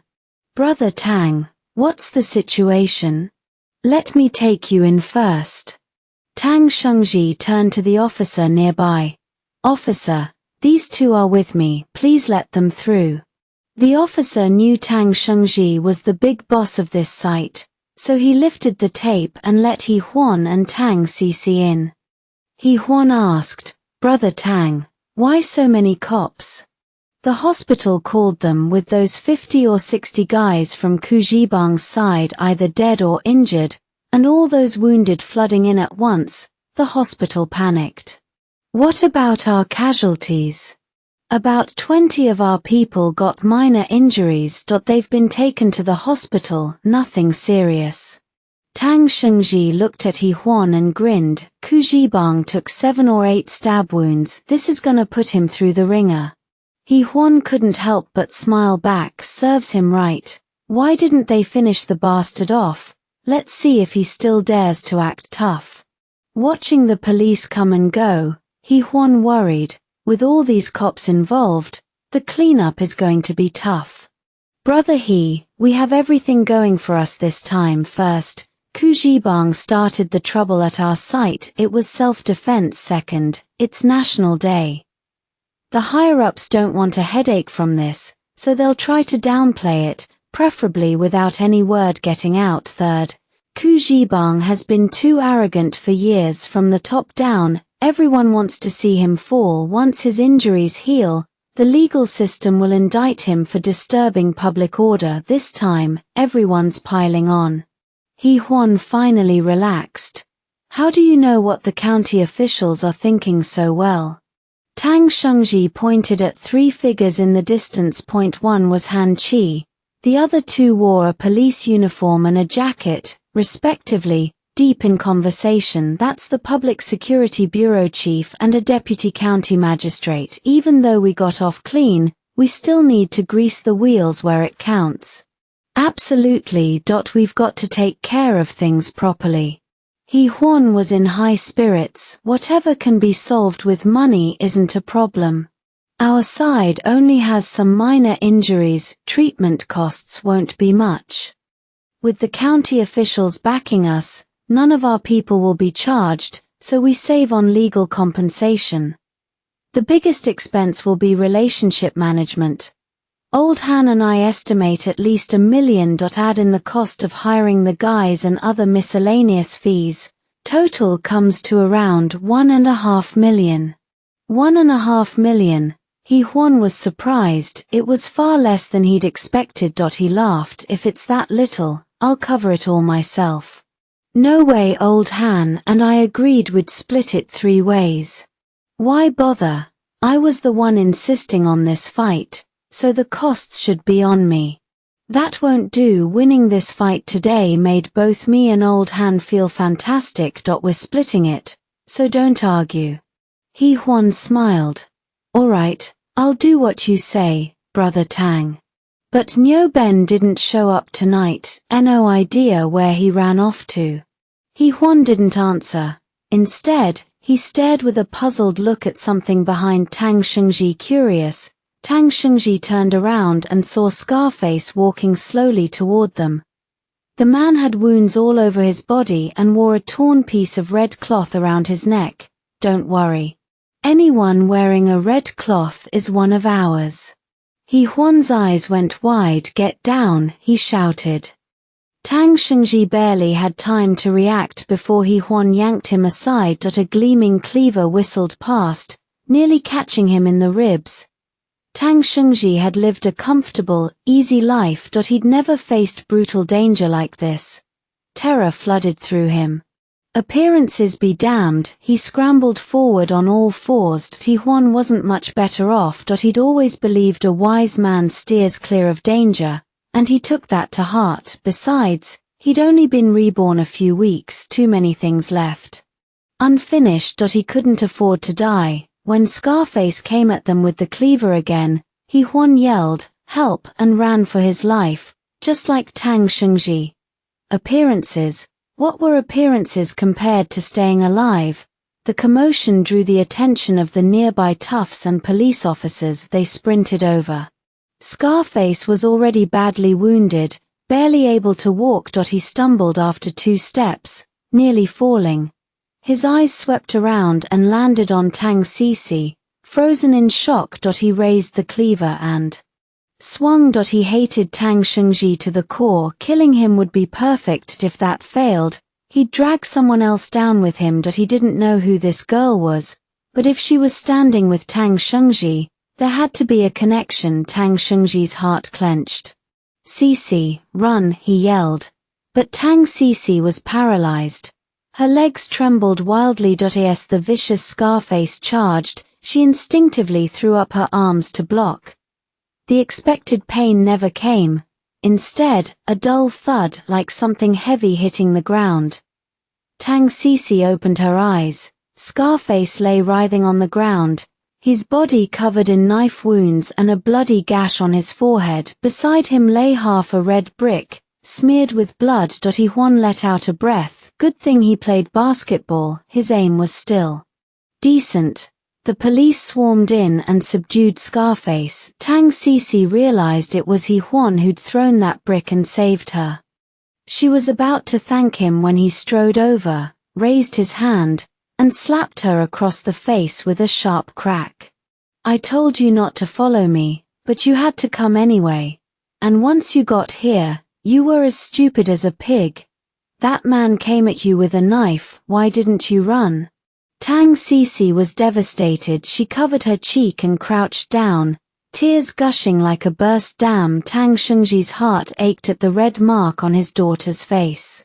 "Don't come to places like this again. Huan saved you this time. What about next time? He hit you for your own good."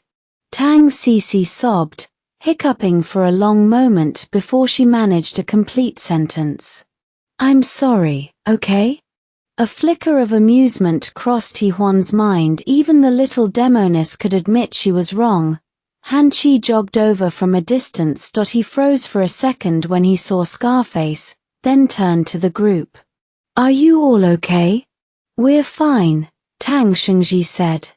Thanks to brother his sharp eyes, he noticed something off about that guy in time. He saved both me and my Cece.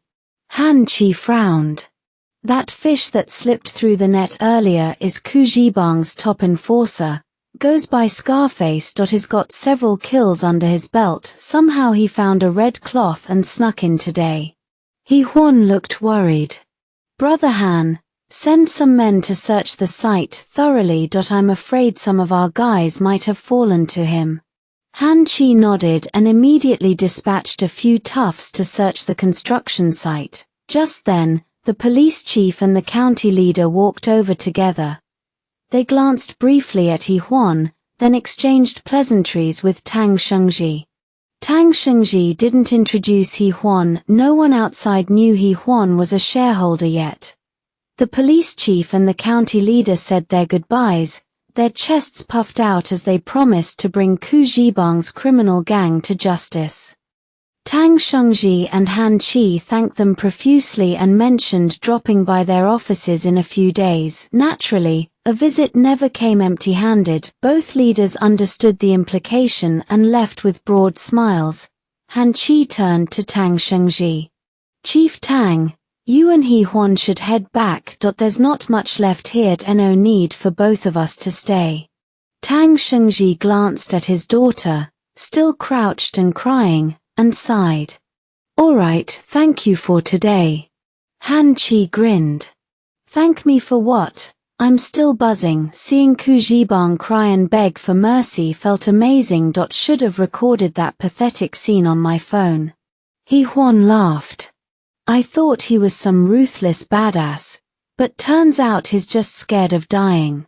Han Chi said, he was fearless when he was young, now he's older and richer, so he's gone soft. Either way, we won this fight. From now on, no one in Dazi County will dare mess with us. Dignity isn't earned through talk, it's earned through battle. Han Chi saw the three of them to the Range Rover. Huan rolled down the window and handed Han Chi a black bag stuffed with over 800,000 in cash. Brother Han, distribute today's pay to the men as soon as possible. Anyone who wants to go home tonight, let them. Anyone who wants to stay, book them a hotel, free of charge, and cover all medical expenses for the ones still in the hospital. Got it. I'll handle it. The Range Rover slowly pulled out past the construction site's cordon. Tang Shengji asked, Cece, which hotel is your mother staying at? Tang Cece had stopped crying. She spoke in a soft, almost girlish tone. Mom isn't staying at a hotel. Tang Shengji marveled. Would you look at that? One slap from Huan and his daughter turned gentle. She's not at a hotel. Then where? Not at the apartment I rented, I hope.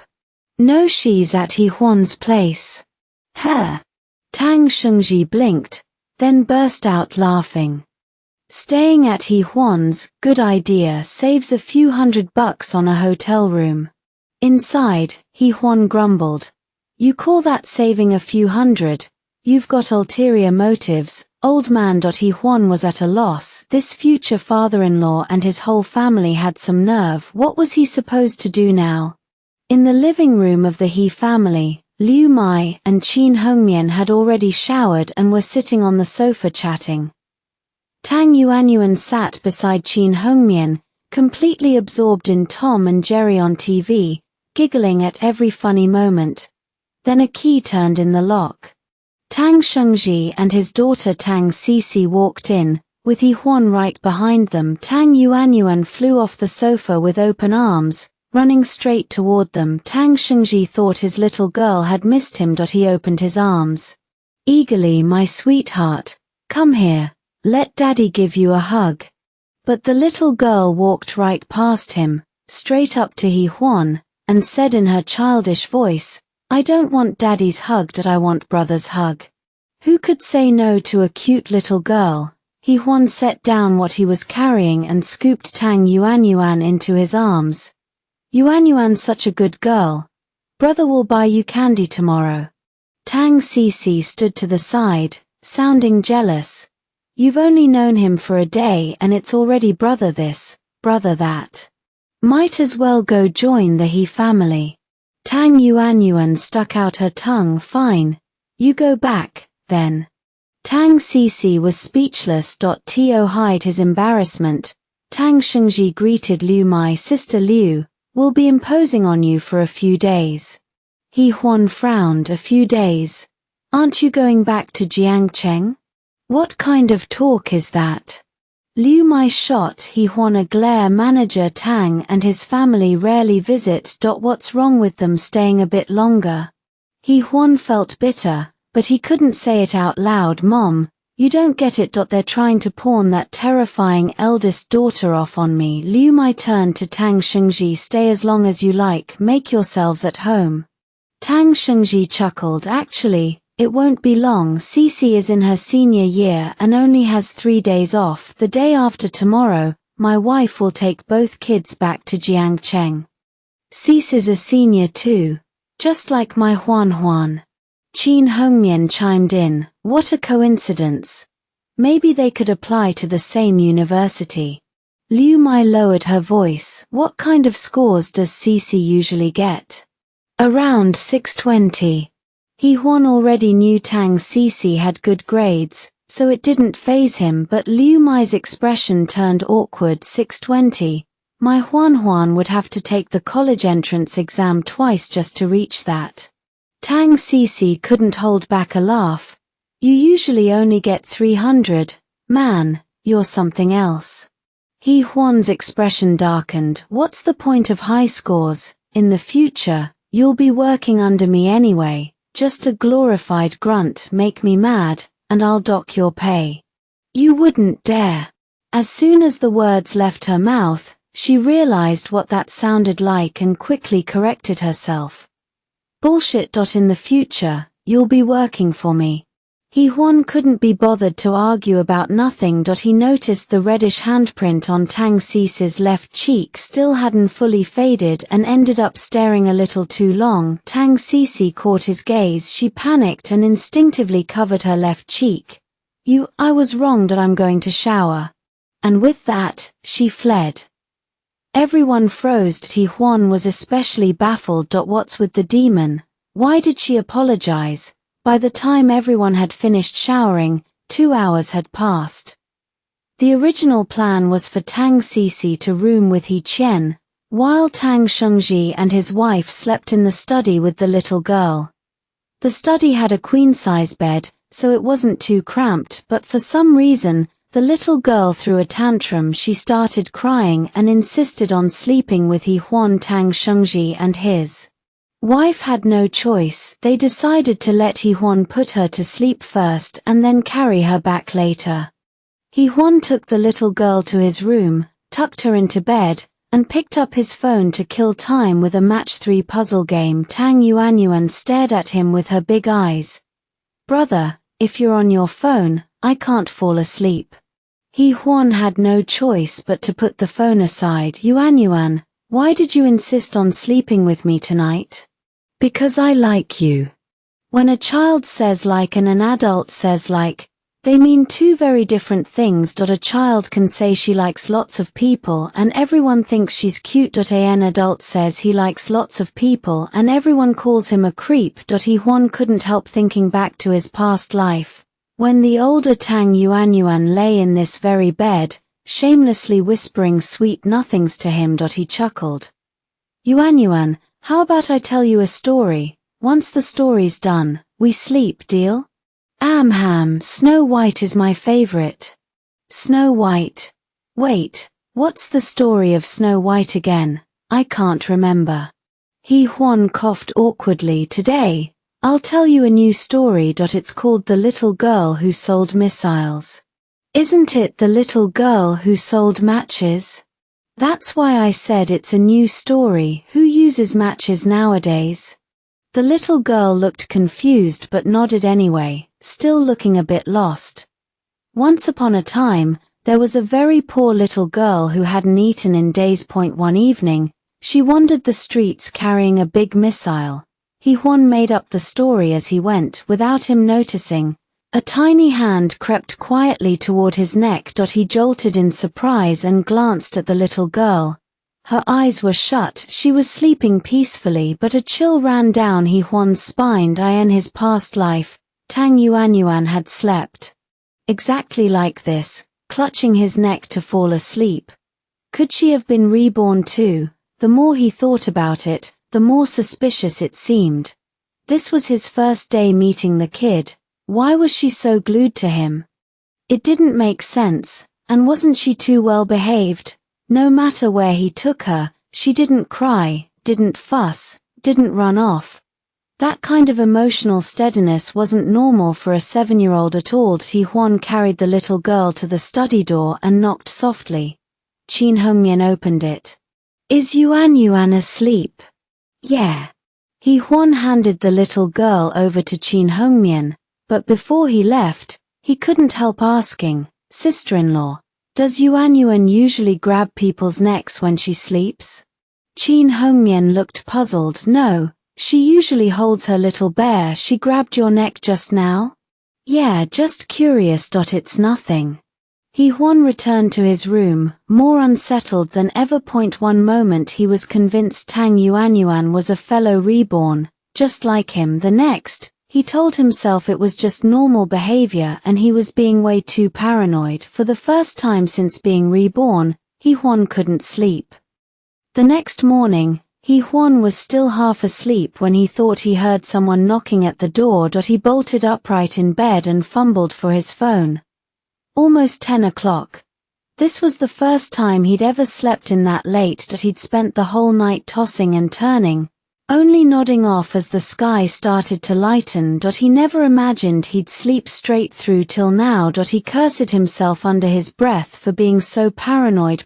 One tiny move, and he'd already jumped to the conclusion that Tang Yuanyuan might have been reborn too. How many reborn people could there possibly be in the world? That would be absolute chaos.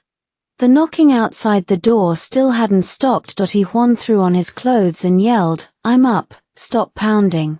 The sun's already roasting your butt, lazy pig. Huan paused.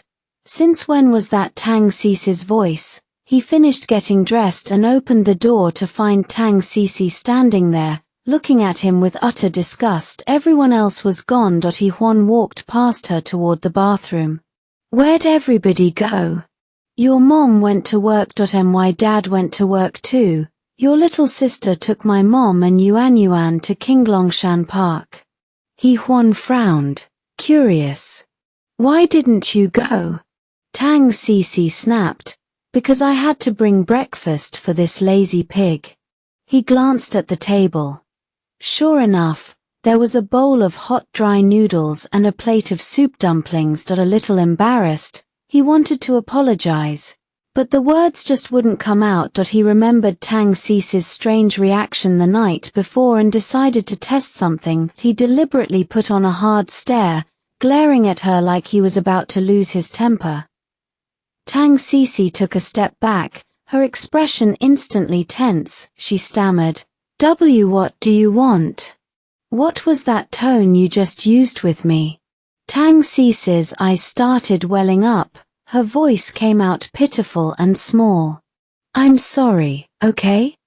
Huan was secretly thrilled as though this little demon acted all tough and fierce on the surface, but inside she was as fragile as a baby rabbit. No wondered if he'd slapped her just once in his past life, he wouldn't have ended up her doormat for the rest of his days.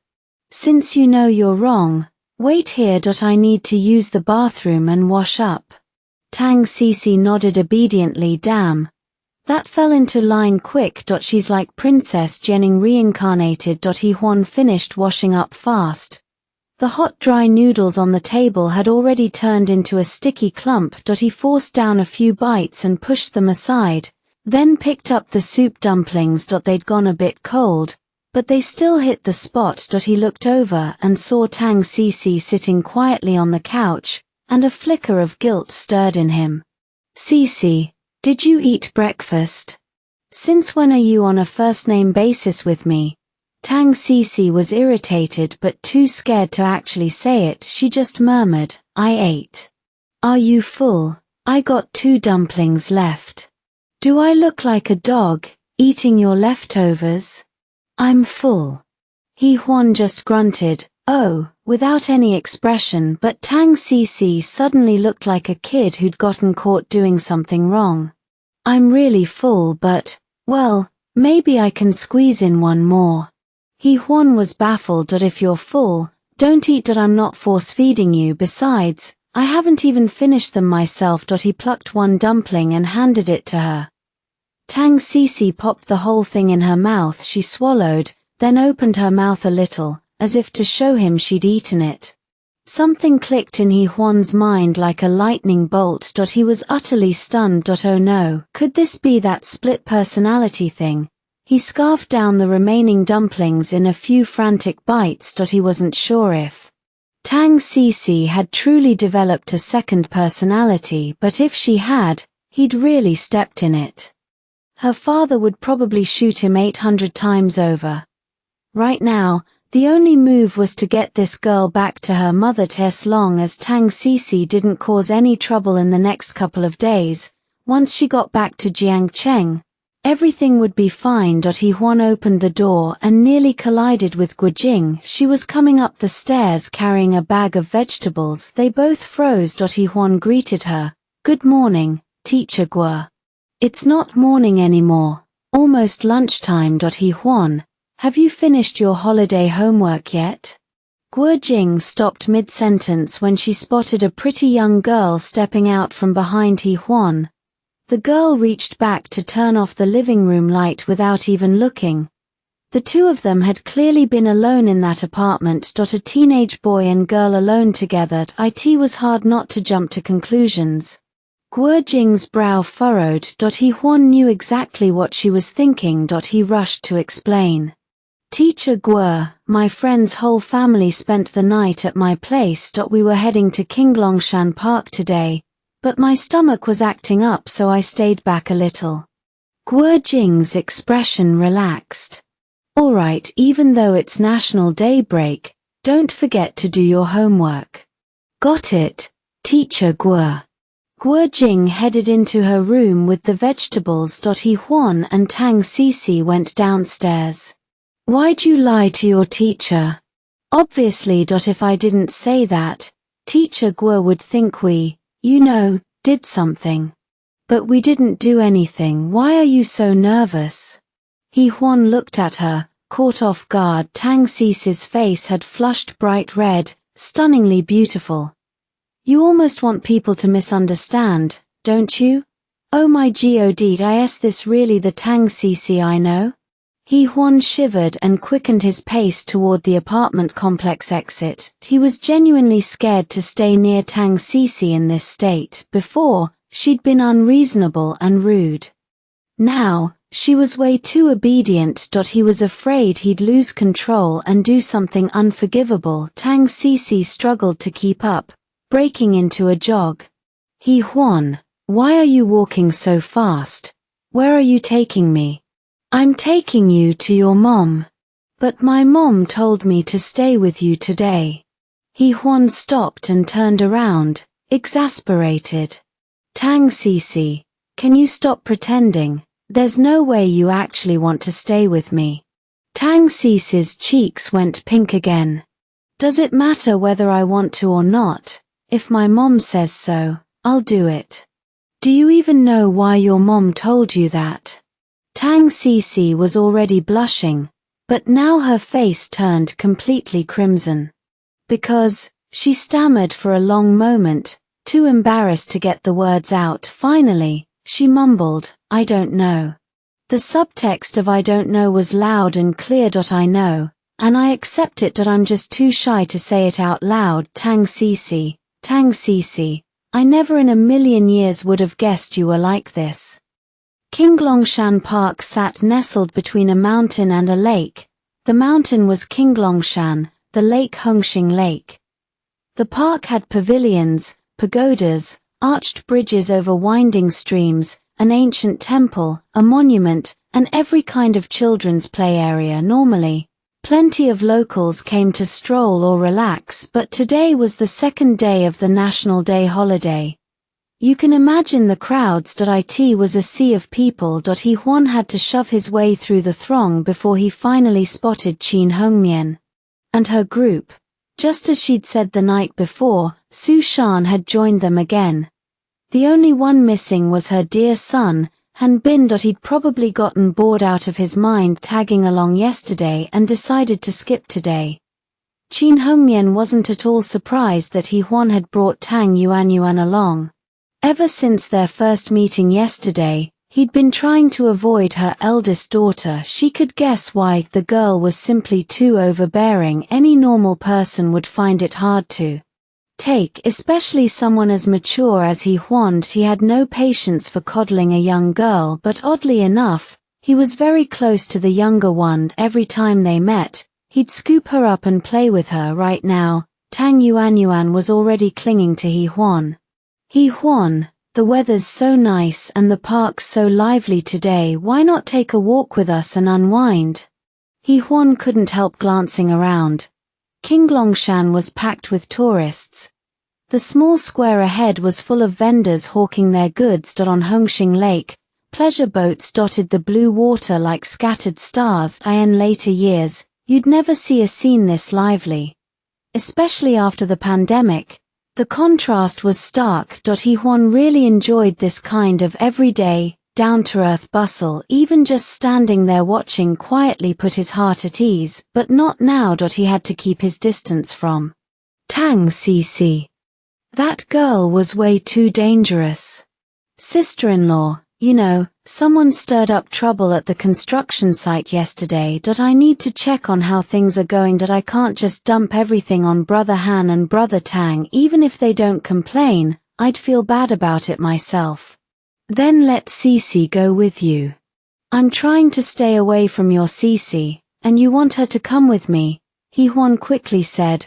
Let Cici relax here. She almost got herself into trouble at the site yesterday, scared me and Brother Tang half to death. Qin Hongmian looked at Tang Cici suspiciously. You almost got into trouble yesterday. Why didn't you or your dad mention it? Tang Cici didn't know what to say. Chen came up beside Huan and whispered, Brother, I don't want to hang around here. Let's go to the 4S dealership and look at cars.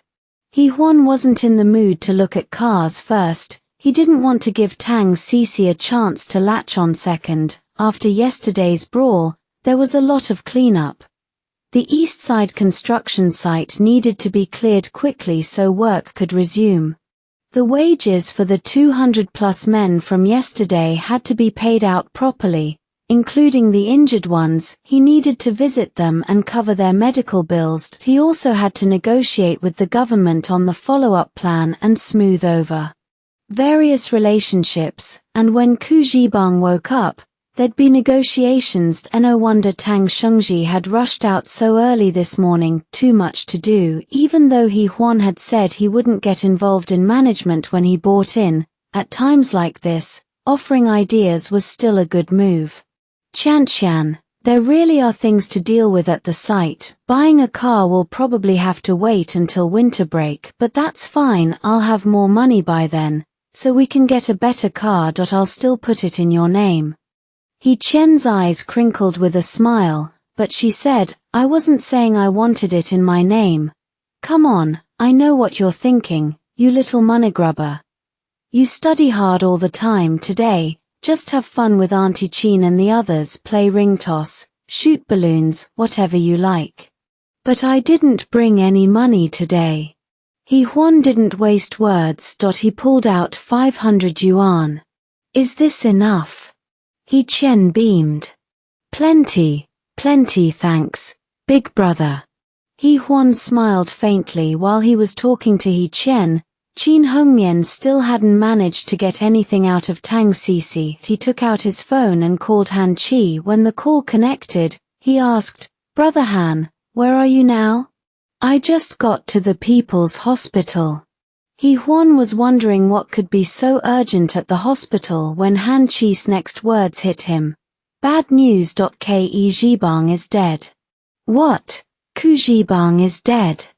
Huan didn't lower his voice, and the words immediately drew Qin Hongmian and the others' attention. Realizing his slip, he stepped farther away with the phone. Kejibang could be injured, could be crippled, but he couldn't die.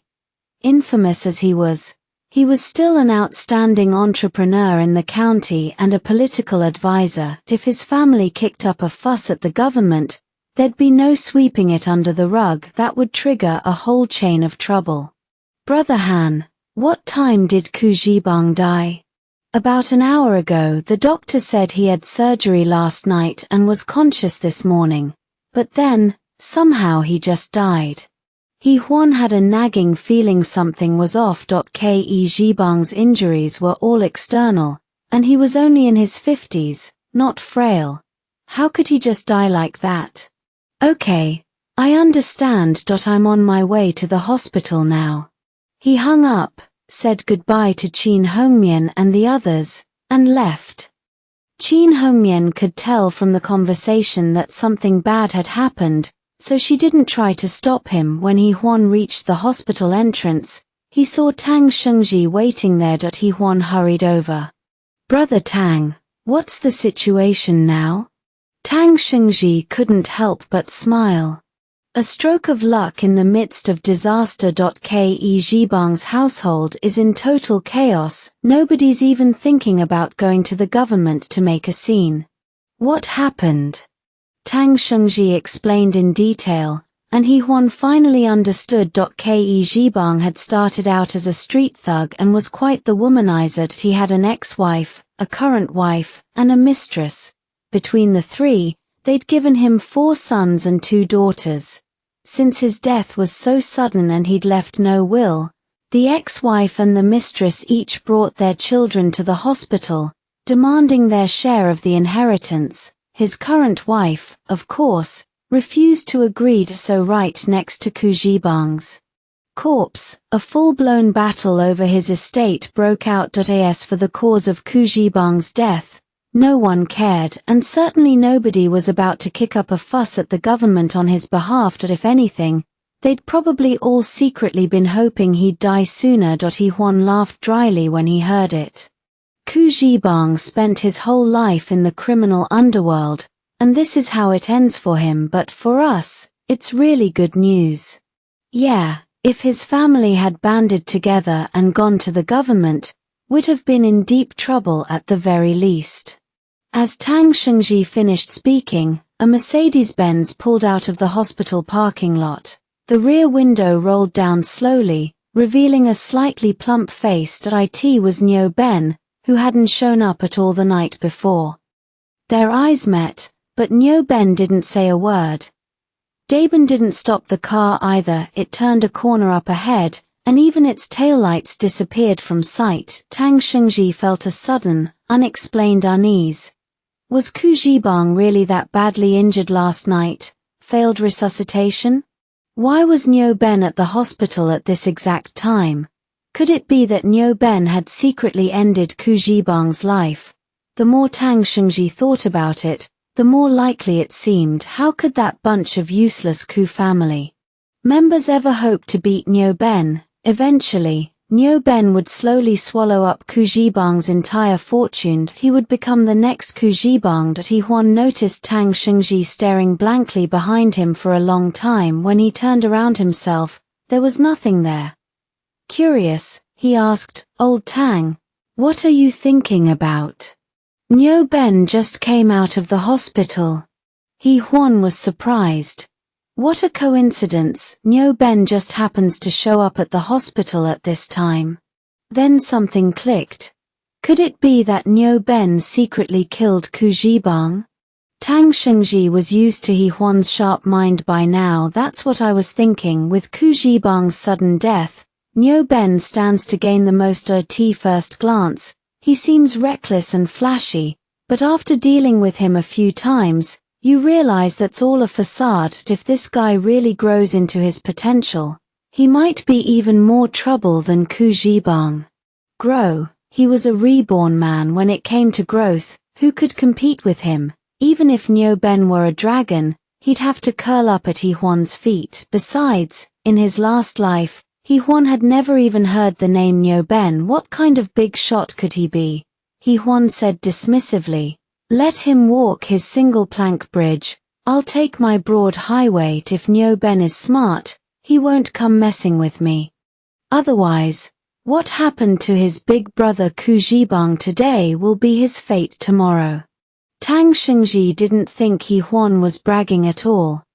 This guy kept everything close to the chest. Nobody knew how much money he really had. By the way, what about old Han? After Li Chun heard that Ku Zhibang was dead, he came to the hospital too. Old Han is keeping him company. Who's Li Chun? Tang Shengji was taken aback. You don't know Li Chun? He's the Public Security Bureau chief of your Dazi County. Didn't you meet him last night? Huan said flatly, "Am I a god? I'm supposed to know everyone I lay eyes on." Just then, Han Chi walked out of the hospital with several police officers.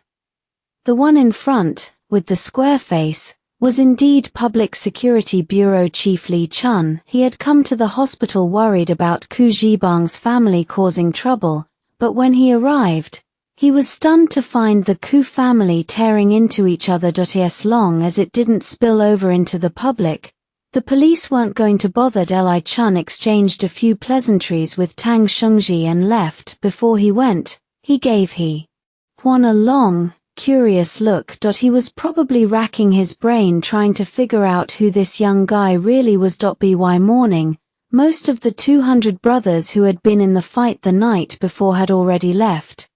Only about a dozen still remained in the hospital.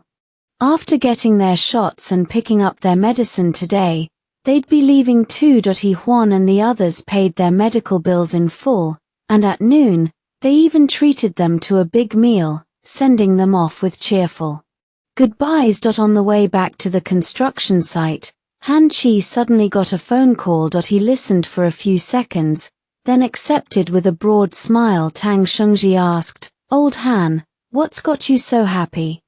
"My wife says she's making dog meat hot pot at home tonight, plus a whole roasted lamb. She told me to let you two know. Come over for dinner."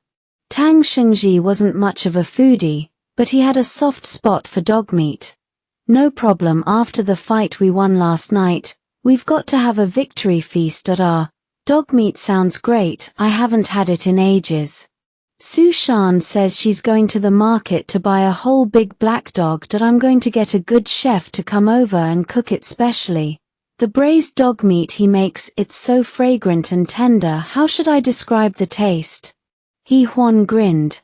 "Old Han, don't describe it. I can already hear old Tang swallowing his spit." Tang Shengji laughed. "I'm a little tempted. All right. Let's go to the site, get the work arranged, and then call it a day." Han Chi laughed too. "Little he, bring your mother along too." Huan agreed. For such a lively occasion, he definitely wanted to bring his mom, even though she probably wouldn't want to come. By 3:30 in the afternoon, Han Chi and the others had everything at the site set. The three of them climbed into the Range Rover and headed straight for the pedestrian street. Liu Mai hadn't wanted to go. She didn't really like dog meat, but the three of them kept persuading her. Finally, her boss, Hu Jie, couldn't stand it anymore and let Liu Mai leave early. Han Chi's villa was in the city center. Tang Shengji had been there a few times, so he knew the way by heart. The moment they got out of the car, they saw a dog and a sheep already slaughtered and hung up. The yard was a flurry of activity. Even Qin Hongmian and Su Shan, two ladies who usually never lifted a finger, were helping pass tools. Tang Shengji and Han Chi immediately jumped in, tying on aprons and bustling around. Liu Mai didn't stay idle either. After greeting everyone, she went straight to the kitchen to help. Besides the dog and lamb, they still needed to make a few side dishes. Huan looked around but didn't see He Qian anywhere. He was told she had gone to play on the slide with Tang Sisi and Tang Yuanyuan. With nothing to do, Huan wandered around Han Chi's villa, checking the place out. Han Bin was wearing headphones, completely absorbed in his DOTA world. He had just been killed by a low-health centaur warrunner and was fuming, about to curse out his teammates, when a voice suddenly sounded. Behind him, dude, you're a full health, full mana storm spirit, and you let a centaur with that little health kill you. Do you even know how to play? Han Bin was already boiling with rage, and now he was being mocked. Was he the patient type? But when he turned around and saw it was Huan, his eyes went instantly clear. He took off his headphones. Huan Ge, you play Dota too? No kidding. Your storm spirit is way too noob. You need to learn how to zip and attack, how to use your ult to dodge skills. Storm spirit is such a flashy hero, and you're playing him like a melee creep. Han Bin couldn't argue back at all. It's my first time playing him today. I'm just practicing. Get out of the way. I'll teach you how to play Storm Spirit. Let me show you what it means to make the whole enemy team run in fear. Half an hour later, Huan's Storm Spirit racked up another triple kill at the enemy fountain and they closed out the game. Han Bin stared at him, eyes wide with pure admiration. Holy crap, Huan Ge, you're insane. Relax, just basic stuff. Huan glanced out the window. The yard was still buzzing. It would be a while before they sat down for a real meal. His appetite for gaming had mostly faded, but besides a few rounds of Dota, there wasn't much else to do. Han Bin, let me show you a sick invoker play. You can play invoker too. I don't even have the guts to practice that hero. Playing games is like studying. Put in the effort and you'll get it. What was that supposed to mean? Work harder at his books, or just play more games? Huan joined a random room on the 11 gaming platform, and the match popped instantly. First pick, Invoker. Both his teammates and the enemy team spammed question marks in chat. Huan couldn't be bothered to explain. He just typed, mid or feed. His teammates gritted their teeth but said nothing. The enemies, though, started trash-talking, basically saying it was a low-level game and this guy thought he could handle the hardest hero in all of Dota. Did he even know what he was doing? Once the game started, he crushed the enemy mid-laner so hard they abandoned the lane by 10 minutes, snowballed all 3 lanes by 20, and ended the match by 30. After the game, Huan was about to brag a little when he turned around and found Chen and Tang Cici flanking him on both sides, both staring at his screen with big curious eyes. Han Bin had been squeezed into the corner. Tang Cici asked, "What game is this? I don't get it." Chen said, "I sort of understand. There are regular minions and heroes. The minions are computer controlled and march along fixed paths toward the enemy base. The heroes are player-controlled. They use abilities, buy items, and keep killing the enemy minions and each other." Tang Cici nodded. "Huan, are you pretty good? It looks like you killed a lot of enemies." Han Bin burst out, "Huan Ge isn't just pretty good, he's insane. He got 27 kills that game." Huan coughed, and Han Bin immediately shut up. He turned to the 2 girls, "A couple of top students, analyzing me while I play. Why? You can play and I can't watch." Chen laughed. "Exactly. Big bro, keep playing. Who knows when dinner's ready anyway." Huan frowned. "Didn't you used to hate me gaming?" "That was then. This is now. Now everything you do is perfect." Huan wasn't sure how to take that. Before he could process it, Tang Cici urged him, "Huan, play another round. I want to learn how this game works." Huan took off his headphones and stood up. "Let Han Bin teach you. He's a pro too." Then he walked out of the room. Tang Cici chased after him. "Huan, don't run. I didn't ask you to teach me. I just wanted to watch you play. Is that not allowed?" "Nope." Chen watched Tang Cici's back and a bold thought popped into her head. That pretty older sister. Could she be into my brother? Then my brother must be really charming. She scurried downstairs too. This was about her brother's future. She had to investigate, and no matter where Huan went, 2 tagalongs followed. When he passed Tang Yuan, make that 3. Huan gave up. He sat down in the living room and started playing Chinese chess with Han Bin's grandfather Tang Cici, and He Qian flanked him. Like bodyguards, 1 on each side, Tang Yuan sat on his right, cheering every time he captured a piece and carefully collecting the captured ones in front of her, as if afraid the old man might steal them back. By 7:30, the sky was dark. Han Qi set up a folding round table in the living room. With the existing solid wood dining table, there was enough seating for everyone. Huan saw the preparations and knew dinner was coming. He finished the last chess game with the old man and put the pieces away.